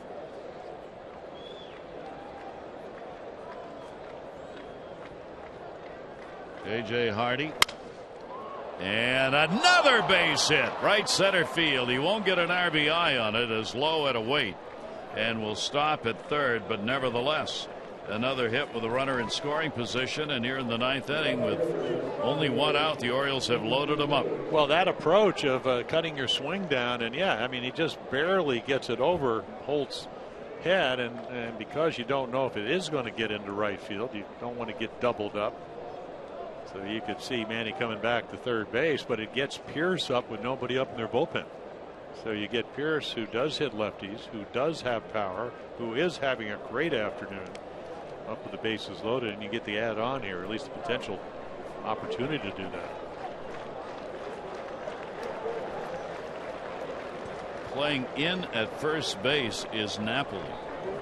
That ball put up in the air to right field. Yeah, great arm. Runner will tag. Up with it is Bradley. Runner's going to come. Throw to the plate right there. They got him. He's out. And that's where Bradley adds to your ball club. No bat, but a great glove and arm. And it ends up being a double play off the bat of Steve Pierce to end the inning. No runs on 1 hit, 1 error. 2 are left on base. Bradley guns it home to end the inning. We go to the 9th.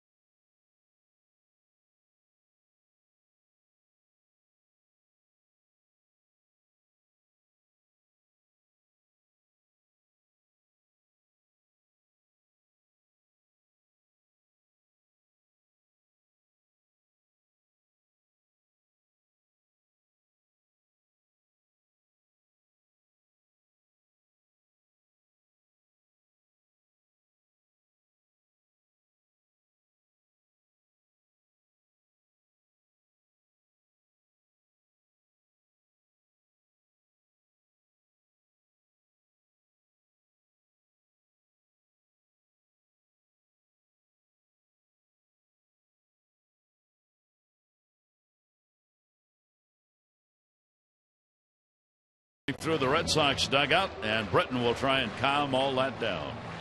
Yeah, there it is. A lot of fastballs. Coming into his last game, 58 on the ground, 7 in the air. Pedroia did hit a double off him. Did give up a run. That 6-3 lead would end up 6-4. So today, instead of a 3-run lead going into the 9th, it's a 2-run lead. Glowing numbers, more strikeouts, innings pitched. Doesn't walk a whole lot of guys.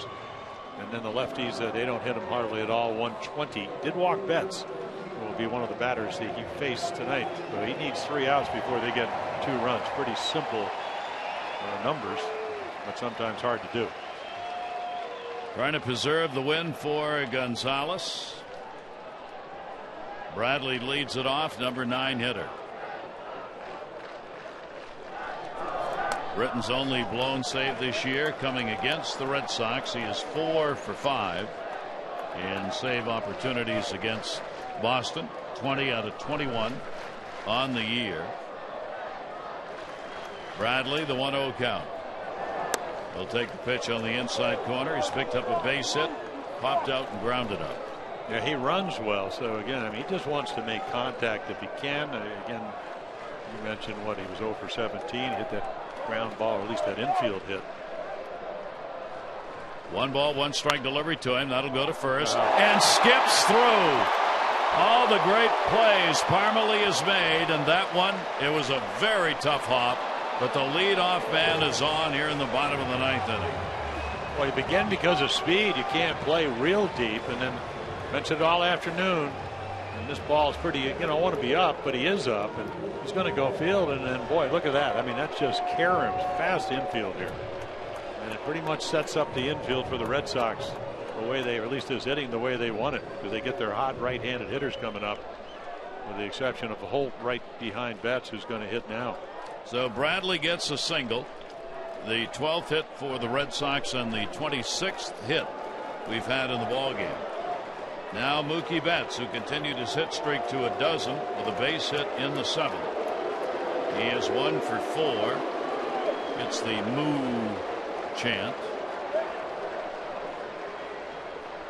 Britton with the delivery to him. That'll be a strike on the outside corner. And he is the guy that you're really concerned with. You know, Bradley, he's the 7th run, but your tying run, and then the winning run, go-ahead run, is on deck. So everything is predicated on that defensively.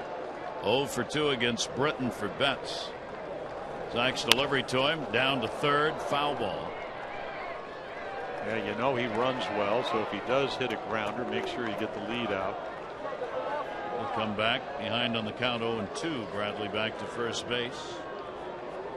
And Mookie Betts trying to stay out of that ground ball double play. He has not hit into a ground ball double play this year.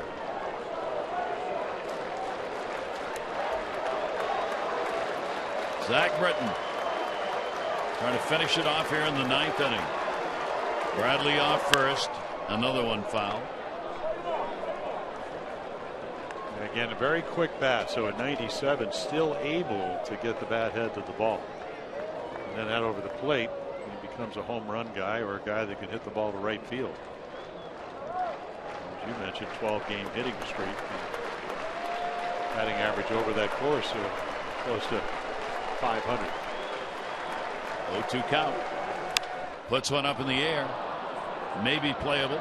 It is. Hardy is there, and he's got it. Big out to get him. Well, you talked about the communication factor, and I know it sounds routine, but you know, maybe what, 2 months ago, Manny might have taken a little deeper. You play with somebody as long as they've been able to play together. Hardy and Machado, you just have that trust factor. So the first big out, 2 more to go. And not easy. Here is Holt. Holt's had an 0 for 4 in the game and an 0 for 11 in this series against the Orioles. When he came into this series hitting .311, he's at .299. 2 for 5 off Zach Britton, and he will take the pitch for a strike. Bradley remains on at first base. You know, a lot of times you think, okay, well, why with a 2-run lead are you holding a runner at first? Well, we saw it when Flaherty hit the ball down the first base line and Holt was playing first. You take away the double. And a lot of times you play the line. That one is low. Because the last thing you want to do is have Holt with his speed hit one over the bag at first. And they play him so far in right field towards center. Nolan Reinwald's way over to center. That whole right field is wide open. That's not where he hits the ball. He hits it towards the middle. Usually. Here's the 1-1 delivery. And foul the other way. Right in front of the Red Orioles dugout. Yeah, there's your netting that kind of saves the squad over there. Right off the chicken wire. And the count goes to 1-2 on Holt. Bogart's waiting on deck. Orioles had to make one comeback in this ball game and have held on to the lead since that 6-run 4th inning. And that'll miss down low. Yeah, we'll see if he uses his slider. That's what he got bets out with. But the last thing you want to do, and he doesn't throw it a whole lot, is to leave it up in the zone and let Holt pull something down that right field line. Because it's not only a double here with his speed, it's a triple. Bradley off first base. Here's the 2-2. Holt again fights it off to stay alive. Up and out of the ballpark over the roof. 96-mile-an-hour fastball from Zach Britton. Yeah, Gary, you stand out there and you go, you know what? I know that I can get him out if I can throw a low and away slider. But my best pitch is my sinker, and I'm not sure I can do that. And sometimes you don't want to get beat on your secondary pitches. 2-2. Holt takes and he's gone. He got one down there and gets a big strikeout. Well, you talked all afternoon about Tim Wilke's strike zone, and I'm not saying it's not a ball. Watch where Wieters goes. And again, he just freezes it there, and Wilke's had an ample strike zone. It's close enough, edge of the ball on the plate, you're out. So there are 2 down. And that will bring up Bogart sitting in the 3 spot. Gonzalez struck out 4. McFarland, Hunter, and Britton all have 1 K. 2 down, bottom of the 9th with a runner on. Bogarts will take it in there for a strike. McFarland gave up 2 runs, 3 hits in 2 innings. Hunter worked an inning, nothing. Now Britton on trying to finish. Gonzalez, the pitcher of record for the Orioles, and the starter Rodriguez for Boston. And Britton pitched that strike exactly where he wants, down in the zone. Bogart's a good high ball hitter. That'll be outside. Orioles a victory here. They have a 5-3 road trip, and they take the series 2 out of 3.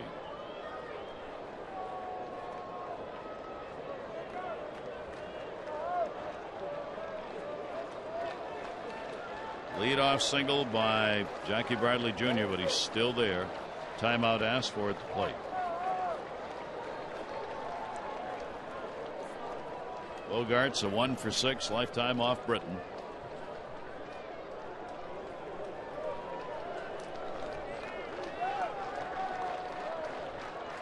One delivery on the way. That's there in the inside corner to the dismay of Xander Bogaerts. And he goes, I don't want you to call that. That looked like a pretty good pitch. One down at the ankles, and then this one right there. Up and in, inside corner. 1-2. Carmely moves off first. Pitch will be away. Trying to get him to chase. Wieters with that. That's it. That's where I wanted it. 2-2.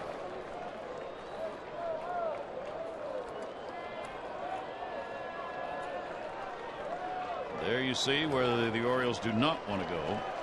Ortiz.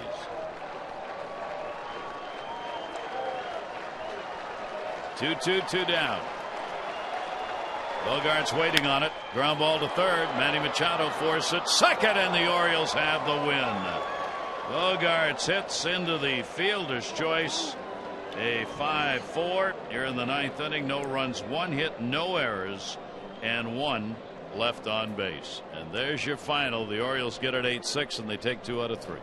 Yeah, the series of big innings. 4 for the Orioles on Tuesday. They win. Last night it was the Red Sox turn with 5, and today the Orioles 6-run 4th inning off of Eduardo Rodriguez. Never saw it coming. So the Orioles victory goes to Gonzalez. He is 6-4 on the year. Rodriguez will take the loss. He goes to 3-2. That's his first decision against the Orioles. And Zach Britton is now 21 out of 22 in save opportunities. And for Steve Pearce, a big day that started defensively, getting the